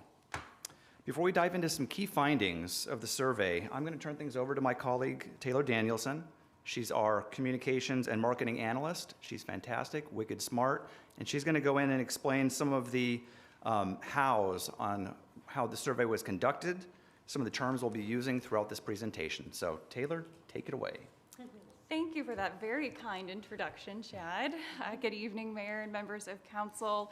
I would like to begin by speaking a little bit about the survey from a high-level perspective about how it was conducted. This is the National Community Survey, also known as the NCS. It is developed and distributed by Polko and designed specifically for local governments. It uses scientific methodology and is truly considered the gold standard for resident opinion data. Now, we've been conducting this survey in Clovis every 2 years since 2013, and the 2025 survey was conducted over 6 weeks from September 5th, 2025 to October 17th, 2025. How this was conducted was via mail. Surveys and reminders were mailed to 3,000 randomly selected households to ensure scientific integrity, and these materials were provided in English, Spanish, and Hmong. For our respondents, we had 333 respondents with a response rate of 11%. I know that may seem low. We did ask Polko that same question. They assured us that they were happy with the results, that this met their goal, and is considered a standard for surveys of this kind. They have a confidence level of 95% in this data and a margin of error of plus or minus 5%, and the results were weighted to ensure demographic representation. Looking now at what the survey explored, they focused on 10 facets of livability: safety, economy, utilities, natural environment, parks and recreation, health and wellness, community design, mobility, education, arts and culture, and inclusivity and engagement. Every jurisdiction must balance limited resources while meeting resident needs and striving to optimize community livability. To this end, it's helpful to know what aspects of the community are most important to residents and which they perceive as being higher or lower quality. The table on your screen shows the proportion of residents who rated the community facets positively for quality and the priority importance placed on each. Also displayed is whether local quality ratings were lower, similar, or higher than communities across the country, the national benchmark. We'll talk a little bit more about those communities in a future slide. This is our first look at how we performed overall, and it indicates a pretty healthy balance between ratings of importance and quality. Now, as we move forward through our presentation, it's important to note that there are approximately 250 questions on this survey. So we will not be going over the results of every individual question. However, those results are available to the community on our website and are included in the agenda packet this evening in the form of a report from Polko. In order to summarize, we will be focusing on the key findings this evening that were identified by Polko's experts. Before we get into that, some of these points of data will require a little bit of explanation, starting with those benchmark communities I mentioned previously. The national benchmark communities that we are being compared against are 500 communities nationwide who took the NCS in the last 5 years. These communities have a very wide geographic and population range, unlike the custom benchmark communities we're being compared against. These custom benchmark communities are 27 communities in western states with demographics more aligned with Clovis, who took the NCS in the last 5 years. The demographics we're looking at specifically are populations between 60,000 and 130,000 and a median household income of or below $110,000. Looking at where these communities are located across the country, we've created a map for these custom benchmark communities, the 27 we're being compared against that are similar to our own.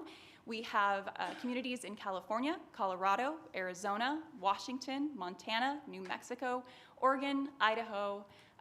So you see here quite a spread throughout the West. Now, how did we compare overall against our custom benchmark communities? Very proud to share that we ranked #1 in 30 areas compared to those 27 communities across the West. Really phenomenal. Now, there's a lot of text on this slide, but I think the top 3 that are bolded really sum this up for us. #1, Clovis as a place to live. #2, Clovis as a place to work. And #3, Clovis as a place to raise children. And just a little bit more explanation before we really get into the details of the data. What makes a comparison higher or lower, or much higher or much lower when we're looking at our national benchmark communities and our custom benchmark communities? Being rated as higher or lower than the benchmark means that Clovis's average rating for a particular item was more than 10 points different than the benchmark. If a rating was much higher or much lower than Clovis's average rating, was more than 20 points different when compared to the benchmark. As we go through this data, you will see each stat called out as either higher, lower, similar, much higher, or much lower when we're looking at these benchmarks. And just one more point of explanation before we get into what we are all here to see today, the numbers. What makes a change statistically significant? You'll see a lot of variation in the numbers over the years. As I said earlier, we've been conducting this survey for many years. What Polko assured us was that fluctuations of just a few percentage points are not necessarily something we should be reading too much into. According to their experts, if the difference is greater than 7 percentage points between the 2023 and the 2025 surveys, the change is considered statistically significant. Anything less could be considered relatively stable over time and a natural fluctuation. And it's important to note that of the evaluative questions included on both the 2023 and the 2025 surveys, the overwhelming majority were statistically similar, which shows a lot of consistency. And we'll be calling more attention to those that are not statistically similar and showed that statistically significant change.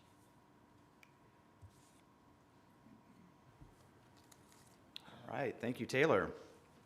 So the first set of results that we're going to focus on tonight is we're going to look at the highest performing areas as indicated by our residents: economy, mobility, local governance, and public safety. Let's begin with the economy. The big headline there is, if you look at the chart that's at the top of the page, it is a question that was asked to indicate the importance of focusing on the economic health in the next 2 years. And everyone who was interviewed had some degree of, that's an important topic, 100%. 93% said it was either essential or very important to focus on the economy. So I share that just to show how important this topic is to our residents as we dive into it. Some good news right out of the gate. When we asked the question about Clovis's overall economic health, nearly 8 in 10 residents rated it positively. That's either excellent or good. When it comes to our commercial core, Old Town, an equal number.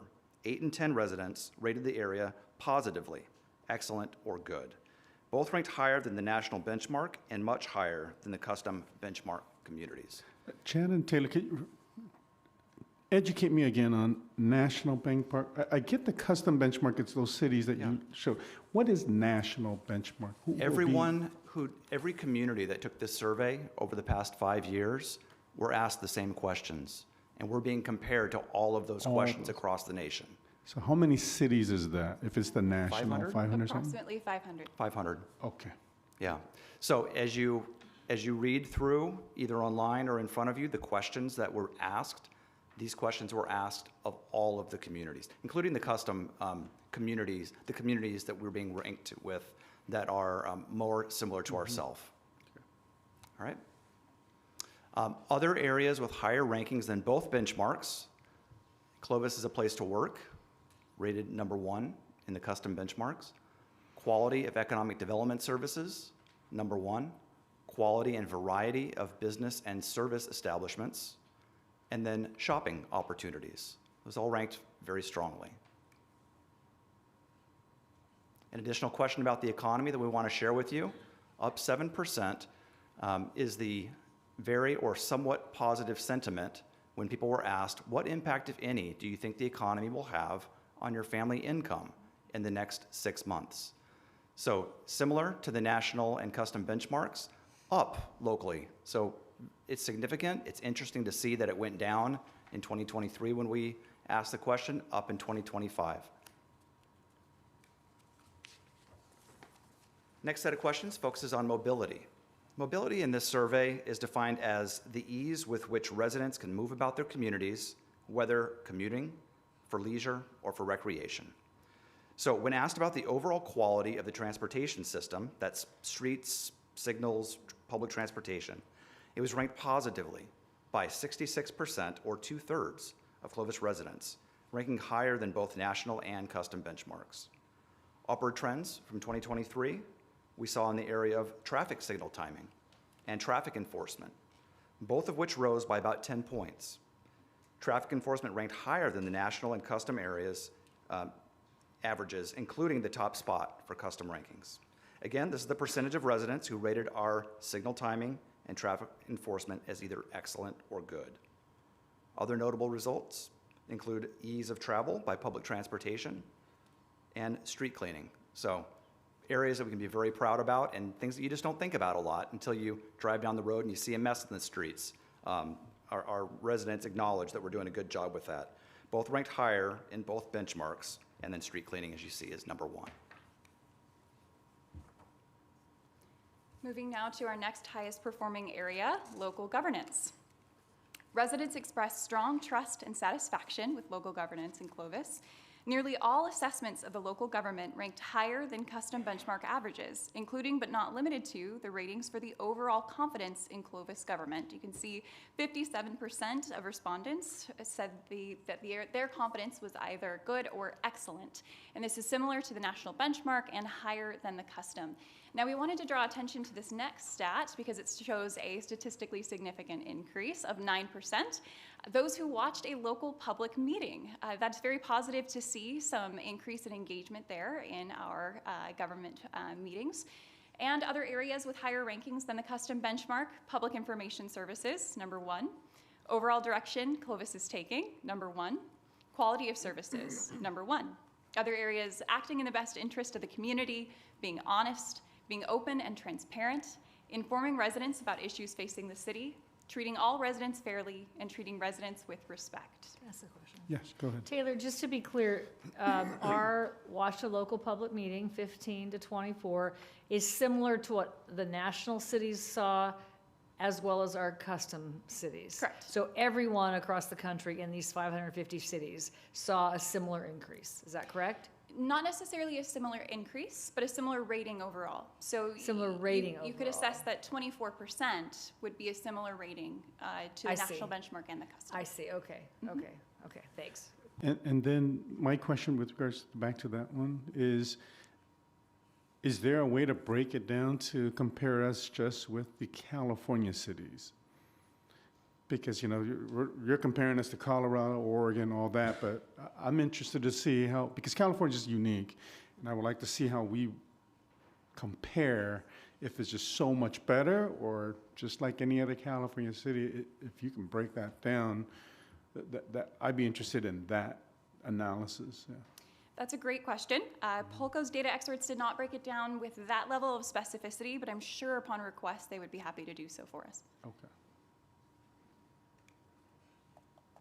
Now, there's one more statistic we wanted to give its own slide for local governance, which is the value of services for taxes paid to Clovis. We found this particularly relevant given the passage of Measure Y since the time of our last survey. Now, while we didn't see a statistically significant change, we saw consistency over time in this rating, and it came in higher than the national benchmark and higher on the custom benchmark with a number 1 rating in this area. Very positive following Measure Y. And the last, but certainly not the least of our highest performing areas is public safety. Respondents shared the highest levels of importance on safety amid very high ratings of safety and safety services. Overall safety ranks the highest among the 10 facets of livability in terms of importance of focus in the coming 2 years. About 9 in 10 residents gave excellent or good ratings to their overall feeling of safety, ranking much higher than custom benchmark averages and number 1 against custom benchmarks. Ratings for crime prevention services climbed about 10 points from 2023 as well, representing an improvement of an already unique strength for Clovis. In both 2023 and 2025, this item was identified as much higher than custom benchmark averages and also ranked first among custom benchmark peer communities. Now, the other areas with higher rankings than the custom benchmark when it came to public safety were feelings of safety in Old Town, number 1, quality of police services, number 1, quality of animal control services, also number 1, feeling of safety from property crime, feeling of safety from violent crime, and feeling of safety from fire, flood, or other natural disasters. All right. So we don't just conduct this survey to pat ourselves on the back and to see how well we're doing. We also want to find areas for improvement. So we're going to present those to you next. You heard some really good information earlier on about the economy, and there is a lot of positive to report there. But the one question did stand out to us, and it has to do with available employment opportunities. How our residents felt about the availability of employment opportunities fell 11% between 2023 and 2025. That's significant. At the same time, we did rate similar to the nationwide benchmark and higher than the custom benchmark. This may indicate a concern about employment overall, both regionally and nationally. It may not be a localized issue, but we're going to be watching this. It's something that we're going to pay attention to. Obviously, it's a very important topic to our residents, and we're going to watch it in the weeks and months to come. This next one's no surprise. Air quality. This is one that we rank very poorly every 2 years when we do this survey. Residents' perception of air quality remained stable after 2025, after seeing an upward trend in 2023, though the rating remained lower than both the national and the custom benchmarks. This item represents the only evaluative item in the survey that we ranked lower than average. Now, we share the air with our neighbors, north, south, east, west, but it is something to pay attention to. It's fun when you dig into the stats a little bit and figure out what was going on in 2021. It was the second worst wildfire season in California history, beat out only by 2020, and we had a better wildfire season both in 2023 and this year, or last year in 2025, thankfully. So when we hover at 40%, that's probably where we're going to be unless something significant happens with our air quality. But we'll continue to watch it and report that information back to you all. Mayor? Yes, go ahead. Just as a point of clarification, the California cities that we are being compared to, none of them are in our air basin. So, and the San Joaquin Valley is the most polluted basin in the United States. So, yeah, we're going to be lower, but nobody else lives in our area, so we're going to get beat up for something. We recognize that, but again, these are our residents, and this is their viewpoint. So, very good point, though, Councilmember Bessinger. Finally, the third item that we wanted to point out as an area of focus, ratings for the preservation of the historical or cultural character of the community declined about 10% since 2023, after seeing a climb of about a similar amount between 2021 and 2023. The question was not asked in 2019. While it's similar to the national benchmark and higher than the custom, again, it is an area that we'll want to pay attention to. Do you have any idea, like, was there a subset of questions that went, I mean, what does that mean? Like, was there 7 questions below it or nothing? It's hard to read into these. There's some that you can point out, like the wildfire. You can dig into it. For the cultural preservation, was there something going on that made people think that we were doing better one survey period and not another? We can dig into those, and we're happy to do that for you, but there's no follow-up questions. And that's the challenge. Moving now to the areas of greatest change. We were speaking about those areas that showed statistically significant changes over time. We're going to be specifically looking at our upward and downward trends now. Starting with our upward trends, these are areas that saw a 7-point or more increase since 2023. Some of these you will have seen in previous slides. Number 1, traffic enforcement, up 13%, number 1 in the custom benchmarks. Number 2, opportunities to attend special events and festivals, up 11%. Number 3, watched a local public meeting, up 9%. Number 4, traffic signal timing, up 9%. Number 5, crime prevention, up 9%. Number 1, custom. Number 6, overall quality of the utility infrastructure. That's a new one we've not seen yet in this presentation, up 8%. Number 1, custom. Quality of sewer services, another new one, up 8%. And anticipated impact of the economy on family, percent positive, up 7%. And of course, we cannot talk about the upward trends without acknowledging the downward trends. We saw downward trends in 7 areas. Number 1, employment opportunities, which was previously mentioned, down 11%. Number 2, availability of affordable quality childcare preschool, down 11%. Interestingly on this one, also number 1 on the custom benchmark, which does tell you this may be a broader issue facing all of the communities we were compared against in the West. Number 3, preservation of historical or cultural character of the community, down 10%. Number 4, preservation of natural areas, down 10%. Now this is another one where there were not follow-up questions or necessarily a definition of natural areas, so this may have had different meanings to different respondents. Number 5, an area we know is not within our purview, power utility, down 10%. Number 6, the job Clovis does at welcoming resident involvement, down 8%. This one is particularly interesting considering Polko's data experts recognize local governance as one of our highest performing areas, which makes this statistic stand out even more as an outlier and perhaps something we should be paying attention to. And number 7, emergency preparedness, also down 8%, another outlier when looking at public safety as a higher performing area. All right, thank you, Taylor. So, as we mentioned earlier, the questions that you've seen up to this point, we received the same questions to give to our residents as every other community that took this survey. But we did have the opportunity to ask some custom questions of our residents. Before you go, can you go back one slide, Chad? Okay. Well, number 6, is that staff and council, or is that just more staff and departments? Do you know when they say Clovis government? Do you kind of? Unfortunately, as with many of these questions, there was not further clarification on the verbiage, so that was really up to interpretation of the respondent. Okay. Because I think the builders, when they build new homes, they have a great welcome package, you know? We need to put some information to put in with all those. So. And I think this is the kind of conversation that can be sparked by seeing a stat like that. Mm-hmm. We might feel like we're doing a pretty good job. In fact, we saw that the public is watching these meetings more. We do a pretty good job sharing information, but is there something we can learn from that? So I think that's the point. Thanks, Mayor. All right, so all the questions that you've heard about so far, all the results are coming from kind of a standard set of questions that go out to everyone, and that's super helpful so we can be compared against those other communities. These next sets of questions come from some custom questions that we were able to develop. This first one has to do with, we wanted to know what the most significant problems were facing our community as ranked by the residents. So you can see it starts off, number 1 concern is availability of affordable housing. Number 2, too much growth, followed by homelessness, drugs, and traffic. So again, the percentage there that you see on the side, for example, with traffic, 40% had rated that a major or a moderate problem.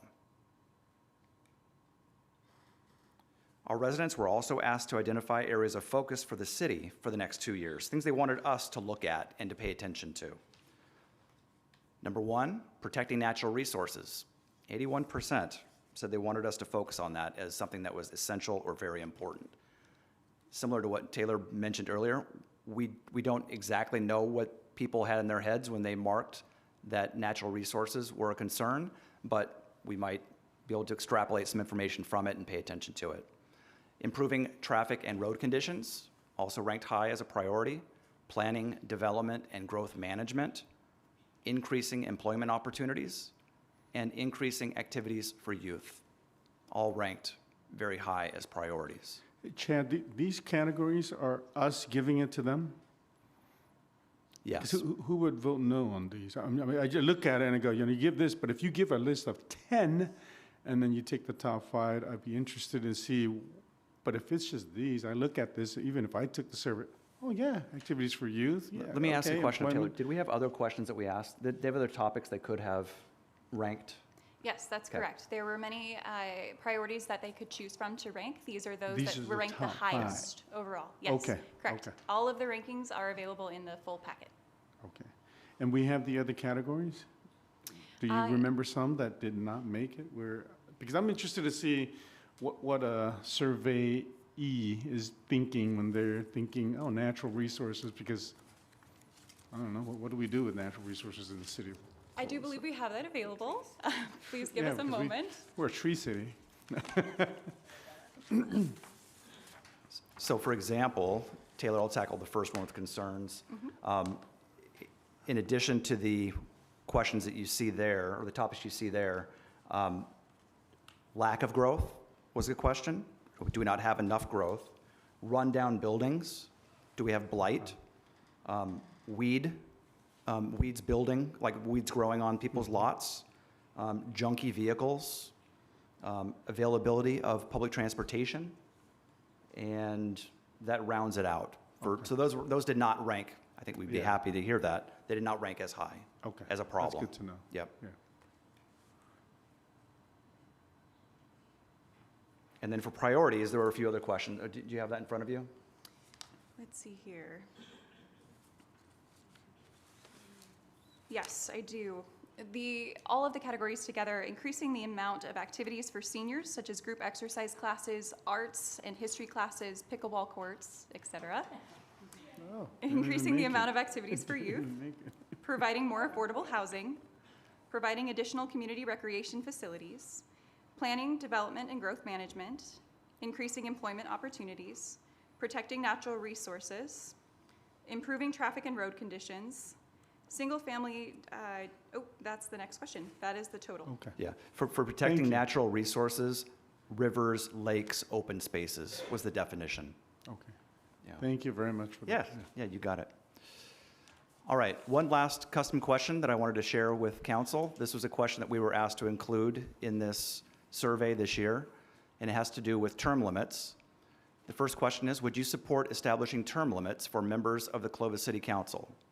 21% said no, keep the current system. 79% said yes, I support establishing term limits. And there's a follow-up question. The follow-up was, if you support term limits, please indicate which term limit you most support. 2 terms, 64%. 3 terms, 22%. More than 3 terms, 1%. And I don't support term limits at 13%. All right, so in addition to the stats and the percentages that we've thrown at you, there's some themes that really do jump out. And they're on the screen there, and I want to just kind of go through them real quick. So consistency, year after year, our residents generally feel the same positive way about the livability of our community as they did the year before, and they also feel very strongly about the quality of our services. Importance versus quality. The items that our residents feel are the most important items are also where we rank the highest. Strong performance against the benchmarks. We outperform when compared to those communities, which are demographically similar to our own. And there's room for continued growth. Remember, this is a snapshot in time. The survey showcases our many strengths as a city and also points to areas of focus for the next couple of years. So what next? You hit that QR code, you're going to go to a website that Taylor's developed where all of the questions can be poured through, and you can get a really good sense of those 250 questions, because again, we weren't able to go through all of them. We did not pick and choose. We went through the key findings, so we weren't trying to paint a rosy picture, but you'll be able to find things on there that are interesting to you.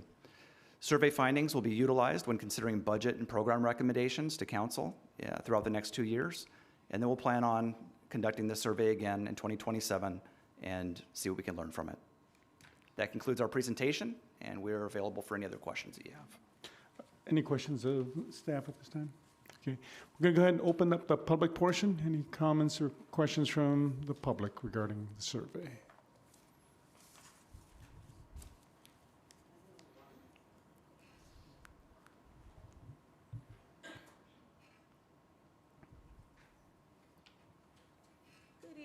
Good evening. Hi, my name is Crystal, and I'm a Clovis resident. And perhaps I missed it. What is the purpose of the survey? What were you hoping to get from it? So we've conducted this survey every 2 years. Sorry, Mayor, is that? Yes, go ahead, Okay, please. every 2 years for the last, since 2013, to try to identify trends, opportunities, challenges facing our community as we can learn them from residents who take this survey. Okay, so the reason why I ask is because, and forgive me, my verbiage may not be the best tonight, but, so don't take offense to anything that I'm saying. But in what I saw in the questions that the council members had, and, you know, the mayor, I had the same question as to, you know, what were they thinking? Did they give more information? Because the answers and the questions seem very surface level, very shallow. So I didn't extract anything from it. So I was wondering how you're going to extract anything from it. One of the questions that I kind of stopped and paused on was and you have to, you know, kind of help me remember what it actually said, but historic community culture? Was that what it was? Historical preservation. And Cultural landmarks. preservation? Historical preservation and probably, I think, Is it- even preservation, character, and I forgot That the one. question. Yes, go ahead. So, you know, I question and wonder if the respondents know what that is. For example, I'll just ask you, what is Clovis culture? What is the historical Clovis culture? But yeah, go ahead and give all your questions, and then that way we can answer. That's the last. That's the one, because I Okay. think the other questions are the same as far as the depth of what you're trying to ask people, right? Because, you know, and I know you said that you pulled from different demographics, I don't know, remind me again what you said you pulled from, because of course, you know, ethnicity, race, and culture are three completely different things. So I'm wondering how that was conducted, and if you've gotten enough information from your group to really have enough information to do whatever it is that you're looking to do, which I'm hoping it's to bring together, you know, all the residents of Clovis. So that's my question. Okay. Thank you. I think that question was regards to sort of like historical preservation. Correct. Yeah. Which seemed to indicate some sort of, whether it be a topic of the library or preserving buildings Yeah. or other things. That was the focus on the culture. Again, great question. There's 200+ questions here that as you go through them, it really does paint a picture. And I'd encourage residents to dive in and look through it as they have findings or council has findings, and certainly as staff reads through this. There's things that we will be able to use in the years to come to make our community better, because we like the item that you pointed out of, you know, is there something that we can learn from that? Is there something that we can gain from that 8% drop? Yeah. I don't really know, but that's why we conduct this, and I think there is value in it, especially over a long period of time. That's correct. And with regards to the historical preservation, that's something the council has been tackling as well, so it fits right in that we've been sort of helping the community go, are there things worth preserving in this town? And if it is, what is it, where is it, and how do we go about preserving? If not, it may just all be knocked down and everything comes new. And that's something in which we are still working with the staff and with the community, and it has not come to fruition yet, but it's still in the works. And so that's sort of where that question was. So excellent, thank you. Anyone else to address the council? Go ahead. Hi, Tara Wink, Clovis I area. I know you said that this was like also to analyze some of like our challenges as a community. And one of the things that I noticed was the drop off 11% in like the perception of affordable quality daycare and preschool for Clovis. And you said that you weren't sure because obviously like we don't know the minds of who was filling it out. Is that something we're gonna look into more? Because that kind of is a sharp decrease. and stuff. I know we're still like the top of everybody we're comparing it to. Clovis Unified, it has a lot of awards and stuff. I'm not doubting that. But I don't know that that's really enough, especially in regards to preschool and daycare. A lot of times these are undervalued and stuff. And that was actually something that I was going to school in. And I stopped because a lot of my teachers were actually saying, they were all like, it's really hard to be able to make a difference as a teacher and stuff, because a lot of times you're going against the government and a lot of other stuff. But really quality daycares and stuff, they're really important because they do help with that readiness for K through 12, which is more focused on. And so I was just curious, like, as a city, is there any way we're going to identify any of this to make sure that it doesn't continue to go down? Yeah. And with regards to just the types of business, we don't control any of that because the businesses have the ability to open daycares, but we do work very closely with Clovis Unified and in developing sort of the pre-K, K, and even their programs so that we can best work together. So, Chad, did you have anything to add with regards to that? I think it's a really good question, and we should watch it. It was the question about affordability of daycare. So it's really two things. Is there the daycare, and what does it cost? Yeah. So that's obviously a conversation taking place across the nation. It's important as economic development director, as we see daycare centers that are looking for places, we will work with them very closely. Mm-hmm. Thank you. Excellent question. Yeah, my name is Steve Trevino. I live on Border. This lady right here, she really brought out some really thought-provoking thoughts, because the history of this city and what's cultural important, it's a matter of opinion. You go to a library and you look up U.S. history, you'll get up 100 books and 100 opinions and of things, and that's the way it is with me. I mean, I grew up here in Clovis, but everybody has their own experiences. Like you look up City of Clovis on Wikipedia on the computer, the first thing they bring up is the Clovis Rodeo and all that. I've only been to a rodeo one time in my life, and that's because my wife dragged me in there. I didn't want to go, but that's just me. Not everybody in this neighborhood is a cowboy, Not everybody here rides a horse. Not everybody here, grew up in the wheat fields out there and at Academy out there. Not everybody goes to Albury. I can't remember the last time I've been to Albury, but a lot of people that I know, that's where their roots are, in Albury. Toll House Road up there, that's their roots. But I grew up here in this town, and my father was a farm worker. All that area over there, Minnewawa, that was all peach fields, and there was fig orchards out there. That's a Clovis that I know. But I remember when I was a kid, right here on Toll House, there was a big stable called Hickson Stables. You ask many people about Hickson Stables, they don't even know what it is. It's right there where the glass company's at. That was a big deal when I was a kid. All the girls where I used to go to high school, they used to ride their horses to school, and they used to ride the horses, and they would wear those cowboy pants, But like I say, my experience, and a lot of other people that are from Clovis, it's a whole different, story. I was talking to one of the Perkins. He was telling me stories about his parents, how they came here, and how the black people went to the church over here on Gibson, and they couldn't go to the white churches because the Baptist church. You'll notice there used to be the Southern Baptist. They didn't allow black people in their churches. Even here in Fresno, in the Fresno area. That's why there's black churches, And so, like I say, we could talk about this all night, but this young lady over here, she opened up a can of worms, Anyways, thank you. Thank you, Mr. Trevino.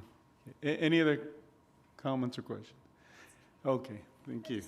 Yeah, so we're going to close the public portion, bring it back to the council. I think there's a line. I don't know exactly what it is. I think the character question in my mind, so it is how you interpret it, right? To me, I think it means, do people understand what they've moved to? So Clovis is unique. We have a deep history. Most people don't know it. few know it as well as Mr. Trevino. We all know it varying amounts.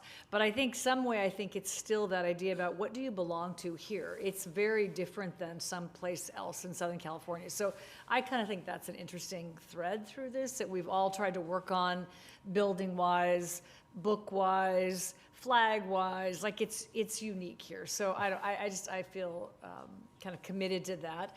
But I also want to note, I'm always curious how these turn out about how people view us. And I'll just note that we have declined over the last, I don't know, since 2019, a little bit every year, the governance value, how people view, and not in everyone, but most of them. So I just want us to be mindful that we started at 71% on direction, now we're at 63%. We started at 64 in confidence, now we're at 57.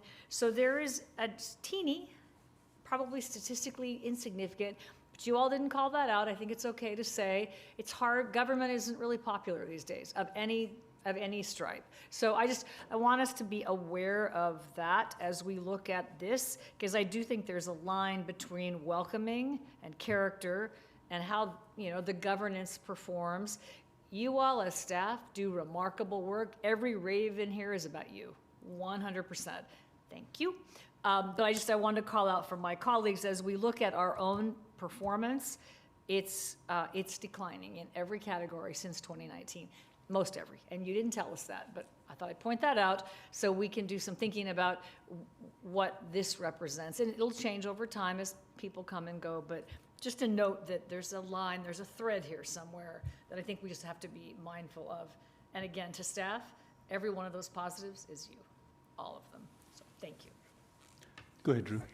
I'm assuming that we don't get an age breakdown for the people who respond, do we? No, there is demographics We in do. here. Because when it comes to culture and, maintaining That's early. the atmosphere and the character of the community, if you're above a certain age, you remember that there were sheep across from Jefferson School. That Clovis Avenue, or Shaw Avenue, ended at Temperance and became a dirt road. And this is just in the last 40 years.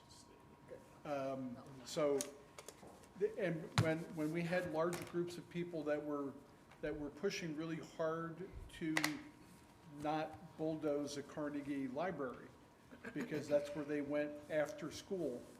And when they brought it up to me, I was, okay, but there are things that are important to people about the community. And unfortunately, when you have a town of 30,000 in the 80s and now is 130,000, unless we stop growing, our culture is going to change consistently. And the only thing that we can do as a council is to zone properly and try to maintain the character of downtown, because that's probably one of the few things that we have control over.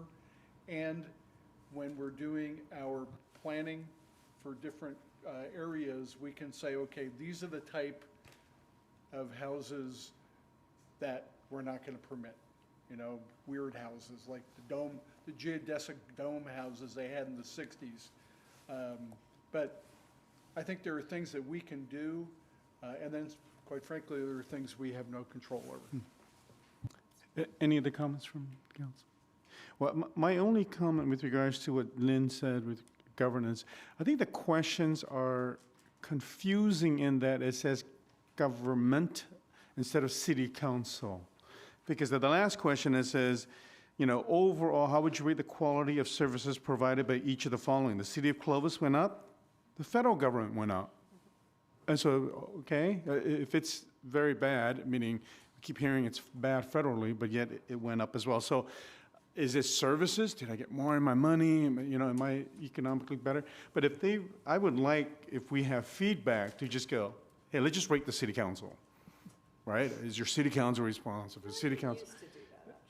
Yes, because with this, if I was taken, I would go, water services treats me well, that's government, or they pick up my trash on time. Or if I had a bad experience, it may not be even the government, the elected official. So I don't know how, but then the department-specific ones, those are great, because then you go, oh, police, up, everything up. So governance, that one was kind of confusing. Even if I read it, I would go. Can I make a comment? I thought it used to specifically call out the city council. Yeah, if it In did this that, section. that would be helpful. I thought. So I started this back in 2013, and the governance questions have not changed. Okay. Yeah, they ask, I think it was state, local, federal is kind of the three buckets they ask. What do you think about those? Okay. Go ahead. Yeah, Mayor just kind of Pro on Tem. that same concept of local governance and that, I think it's important, as we often have to, is recognizing the significant impacts of 2020 and what COVID did as far as people's perceptions of what's going on. And so I think what you kind of look at as you start in 2019, and then you have 2020 in between that and the 2021 survey, is kind of building back from that perception of what happened there. And so a lot of this I actually see as we're doing the overall direction that Clovis is taking, we're going up from, we're not as high as pre-COVID 2019, but in 2021 it was 60, this last time 63. Confidence in government, that's kind of starting to build back there from that 2020 year. So I think there's a lot of things to it, and probably to some of the points that have been made, sometimes it brings up more questions than answers, but it's a good opportunity for us to kind of look at different things, see how people are responding to things. Maybe we do or don't fully understand what their responses mean, but I think just the conversation in general and that overall sense of people's perceptions of living in Clovis. I think back to kind of those first things. It's like, it's the number one custom, against custom benchmarks, place to live, place to work, place to raise children. That's really kind of the focus of it. And then we can delve into all these other things and see if there are particular ideas or that where it's like, if we focus on this, we're going to do even better in that. The childcare thing obviously would be an important component of that. All these different things are just pieces to that puzzle, but I think that's another component that I kind of saw as we were looking at some of these, is that perception of what happened in 2020 and having to kind of rebound from that differently than how people saw it before. But as one council member, I value this 2-year survey. And then we hear from the police survey, the community survey. They all sort of align. They all sort of say the same things, which is an encouragement, but also says, hey, we're doing right in our departments, and this validates that. Are there things we need to work on? We will always take a look at that, and I think our staff takes a very serious look at areas in which pops up where, hey, how come this went down? Did we not do something in this department, that department? And so I value it, and I'm glad that we ask even more questions and the way we can keep it going. It's very good results again. Thank you for the excellent report, Taylor, Chad. Yeah. Okay, with that, let's receive and file. So we're going to move on now to city manager comments. And so, Andy. Yes, thank you, Mayor, members of the council. Got to bump up here. So just a quick note, speaking of planning the community going forward, we have the General Plan Advisory Committee meeting this Thursday at 6 p.m. over in the Clovis Transit Center. Then the ever popular event of the year, this thing gets packed out, is the compost giveaway. That is this coming Saturday.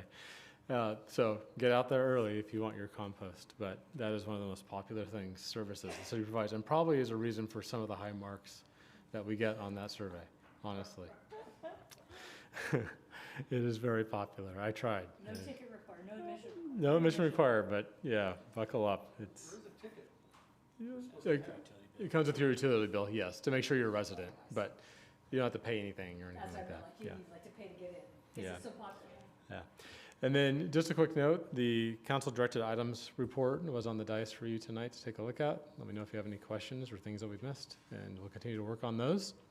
And I'll just add on the community survey, we really do use it as a staff, as an executive team to help us think through things when it comes to budget priorities as we're able, and to really self-reflect. And it's one of the few tools out there that allows us to compare. Not that we use a comparison as a reason to or not do something, but it is really valuable to us. So appreciate the support on that item. With that, I'll turn it back to you, Mayor.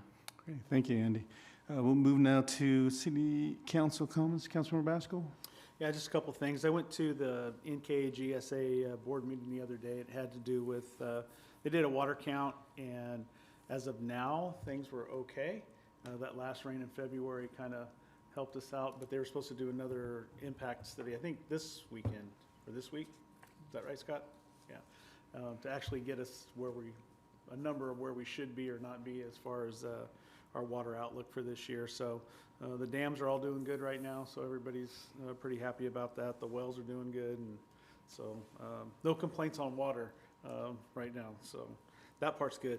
And then my other comment that I wanted to bring up was actually the term limits that was brought up in the survey itself. And you know, I just think it warrants us to have another conversation about that sometime down the road, and whether or not we want to present that to the voters themselves, is whether or not they want to move forward with such a thing. I mean, 79% coming back on a survey to say that they want term limits or looking at term limits. But what does that mean? I mean, I think there's a lot of variables that go into term limits. So when it comes to local government, you have a vast amount of experience, which is very good to have when you have people on council for periods of time. They understand, you know, what the general plan was, what the makings were of that, how you develop your city and move forward. So, I mean, there's obviously plus and minuses to both, but, you know, me personally, I am a proponent of term limits of some sort, but I do think that, you know, at some point we should probably have that conversation and see if we want to going forward, whether that's now, whether that's, you know, later in the year, and we evaluate districts and how that all plays out in the city too, because I think that's going to have a huge impact as well. It's not going to be, you know, we talked about the culture and the history of the city. It's not going to be the same as it was 20 years ago, 10 years ago. So those are definitely things, in my opinion, I think we should look at as we move forward on that. So that's all I got. Okay, thank you, Matt. Councilmember Messenger? Nothing? Okay. Councilmember Ashbeck? Agree with those comments, Matt. Just a couple of items. Let's see. I can't hardly read my handwriting.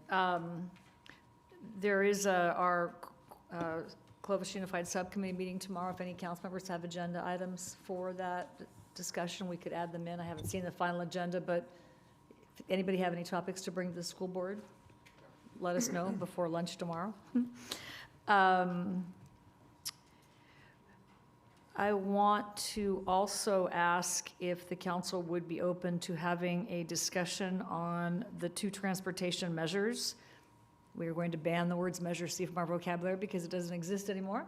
But the 2 transportation time on our agenda, and I think just an education or a conversation about it politically, it's well, I'll just leave it at that. So if we could time on the agenda next Monday, or I think whenever we can get it agendized, but I think just making sure we're all clear on what are the 2, currently anyway, 2 competing measures, 2 competing discussions happening out there is probably helpful. Since like all of this stuff, there's lots of facts and lots of non-facts. So I think just a discussion about it could be helpful. So that would be my request, if the council would be open to that. Are we open to that? Okay. Can we do it by next week, Andy? So And, for clarification, is it a staff-led discussion with reports and details, or is this just time for council to discuss? Because a week from now could be tough for us to get quality staff report to you all. I don't think we need, I think there's a lot more to it than week preparation. Yeah. Maybe 2 weeks. About 2 weeks? First meeting in March. This- Yeah. The other idea is to invite the proponents of each measure and to No. discuss with Yeah, council. it could just be a council with staff. I think- Yeah. An overview? Okay. Yeah, We could do that council would kinda in discuss it. the last meeting in March. Okay. That's in 2 weeks. I think what I would just suggest is that there may only be one measure, there may be Yeah, we no don't know. measure. Yeah. So I don't want a huge amount of staff time invested in it, that's just me. Yeah, we can provide an overview of each. But I think that's just available maybe a from each. council-led, because in my mind, this is a purely political, it's not a transportation measure, it's a political measure right now. So I think just led by the mayor, and we can just have a kind of, this is what it is, this is what we see. And then when we know how many measures there are, 1, 2, or more, then I think we could do a better education. But I would hate to see staff spend too much time on either one, because neither one might make it. So that would be my thought Yeah, on we that. can provide a summary of each for What council to timing do you have think? to help with the conversation.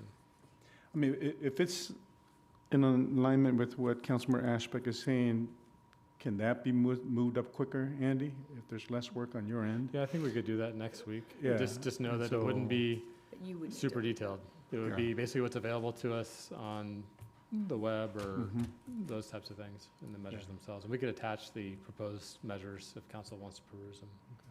I think it would be good to know what it takes to get each one on as well. I mean, are we talking about how many signatures, is it out there? If you can give that type of, yeah, Just that from type of overall- background, that'll be helpful. Just so I know what it takes to actually make any of this happen.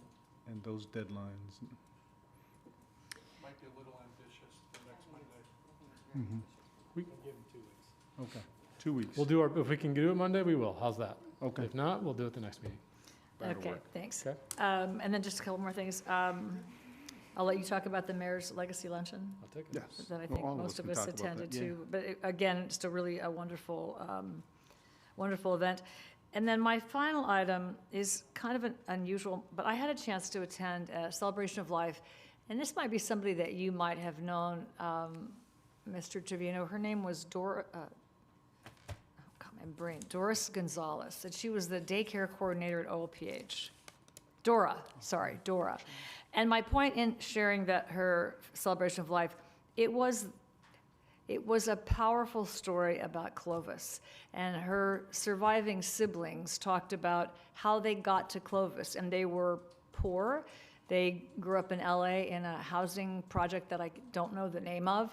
And the way they got to Clovis was their car broke down on Highway 99, and Vince Jura stopped and asked if he could help them, and they explained where their situation, and he brought them out to his ranch, and they lived on his ranch for the rest of their lives until they were adults, and then they became Clovis residents. So it is that power of, in places that you are just so unlikely to find that, how people come, and they loved this they love this community. And so it was really, it was amazing to hear. And the youngest brother was in Vietnam and carries those wounds deeply, and talked about being in Vietnam, and someone from Clovis sent him a sticker, a Clovis sticker that he put on his rifle. And his battalion chief said, "What are you doing? You're going to get shot." And he said, "You don't understand how important this place is to me." And that was just all, I probably cried more than anybody else in the room, but it just, pockets in our community, there are those stories about character and culture, but I would have never known. She watched my kids at Old PH. How would you know? So I just want to give a shout out to her family and all the family that survives her, because that is how Clovis got to be Clovis, things that we would never see anyway. So it was just really a privilege to be there as part of that. So I just wanted to share that. And then on a really practical level, pause. It was at Stonebrook at Shaw and Armstrong. And I know it's a plan, I know it's not public streets.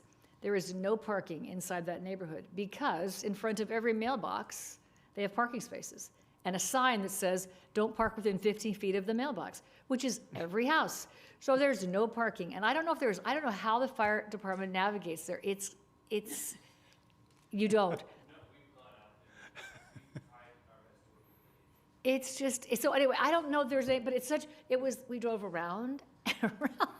So from a practical standpoint, I have a photo of it, but I just thought, how is this a thing?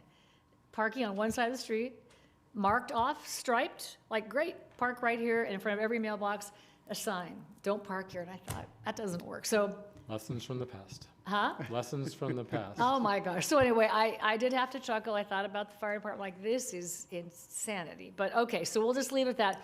But to Mrs. Gonzalez, for her love for my children, it was worth it not being able to park there. But I said I would raise it because the neighbors are exasperated, because when now they have an event in the clubhouse, there's actually no place for them to park either. So anyway, but there's that. So it was a really wonderful story about Clovis. And so to Vince Jura, who stopped on the freeway and brought him out to his ranch, that's pretty amazing. And here they are 70 years later, so thanks. I don't want to talk about that. Thanks for sharing. Yeah, that. thanks. Diane, Mayor Pro Tem Pierce. Yeah, I think, no offense to any other event that I have attended in my position as a council member, but I think I had my favorite one last Wednesday at the 144th Fighter Wing of our Air National Guard. To be fair, they had a $100 million jet. I don't think anybody else has had that, so it's kind of hard to compete with. But seeing the Clovis symbol unveiled on that for their Cities of Honor deal was really, really cool. It was just cool. And so I just thought it was really neat because I think a lot of times there's more connections with different agencies or whatever it might be in this general community and region than we sometimes realize. And the fact that that wing wanted to reach out and say, hey, you're part of us, and we want to recognize that and honor that and, you know, kind of make more of that partnership. And I just thought it was a really neat event. I thought it was super cool and really thought it was great how much staff was included and all of that too, that it wasn't just, you know, hey, city council, but they really wanted to show their appreciation for our staff and our city and our community as a whole. And so it was just really neat and had a great time out there, and just wanted to say thank you to them, to Colonel Pauls and everyone out there for having us and doing that for us. So if you see a jet up in the sky, it might have our Clovis seal on it, just possibly. So that was really neat. Look quickly, though. Yeah, because you would be gone before you could actually see. But that was very. And I'll start off with that. I want to thank Councilmember Bessinger for creating that flag, because I think to present the flag with our coin just to the 144th was just kind of a special moment, because it made us, our presentation was the best. So I looked over the Fresno one, and so ours was great. Because, you know, we had everyone there. The fire was there, police was there, the Memorial District was there, and so it was good. And our representatives sent their staff as well. I wanted to report, I was invited to the CIF basketball Central Section Championships, because a lot of the Clovis schools are there. Clovis High won Division II, so the Clovis High men's, and then Clovis High and Clovis West women's were in the finals. So Clovis West beat Clovis High, but it's still Clovis Unified Schools. And then Buchanan went in Division I, lost to St. Joseph, but they got second place, and now all these schools will now go to the state tournament. And in wrestling, I think Buchanan, men's and women, brought home the state championship. And Clovis High always does well, and Buchanan, not Buchanan, Clovis North also did pretty well in the state tournament. And so that, it just shows the quality of our schools. I forgot who was there, but St. Joseph had recruits from out of the country, because those guys are like men. And someone came up who knew Doc, and he came up to me and he said, do you know what Doc would say on Monday? We're going to go, get high schoolers from out of the country now. So I was like, oh, I don't know, it's so competitive. So it was just kind of neat that our guys just hung in there, even though it was a tough loss. We had a legacy lunch. A legacy lunch is when past council members meet with the current council in a lunch, and just to talk, nothing policy-wise. It's just to gain and get wisdom from them, get their thoughts on just how things were back then. And it was just a nice luncheon. I got to see a lot of the prior council members and mayors there as well. You almost said old council members. No, I didn't, no. Went to the COG. We brought up the attorney, sort of going out for an RFP for attorney. We're just going to keep the current outside counsel for all Measure C related items, but because the County of Fresno got outside counsel to handle Measure C items, the county council will remain as our council at our meeting. So there was no discussion, no change with regards to our county council. The HESA dermatology came in at the RT Park. They took an entire building, and so it's neat to see that place. They had a ribbon cutting, so that place coming to life. Also got to meet the Consulate General of India. They came in on Saturday, and so there were a lot of Indian Clovis business persons, business owners that invited us to go and reach out. They were here to handle a lot of the visas and educate sort of the community on here's what the current administration is saying, but here's how you can still get visas to go visit in India. I did read Across America today, went to Franchia Creek this morning and Miramani at 1 o'clock, but it was our official book. And the kids loved it, and they kept going, we see that bus around, we see Dolly around. And it was just neat to be able to do that. I think Chief Eck was there as well, and so thank you, Chief, for going out and reading to our second, third graders. And Miramani wants to continue to keep doing this, so whoever's mayor next year, that you will get the chance to do that. I wanted to report out that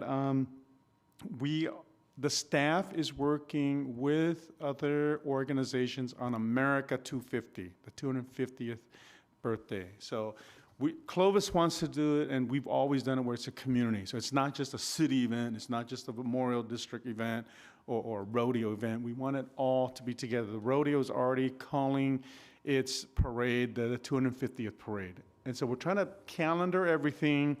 We're trying to get a logo. Chad is working on that to just signify Clovis 250, kind of America 250. So make it where it's official, get a calendar going, and calendar all these events so that way the community can really get involved, and then the council and all the organizations can work together on sort of celebrations as we move along this 250th year.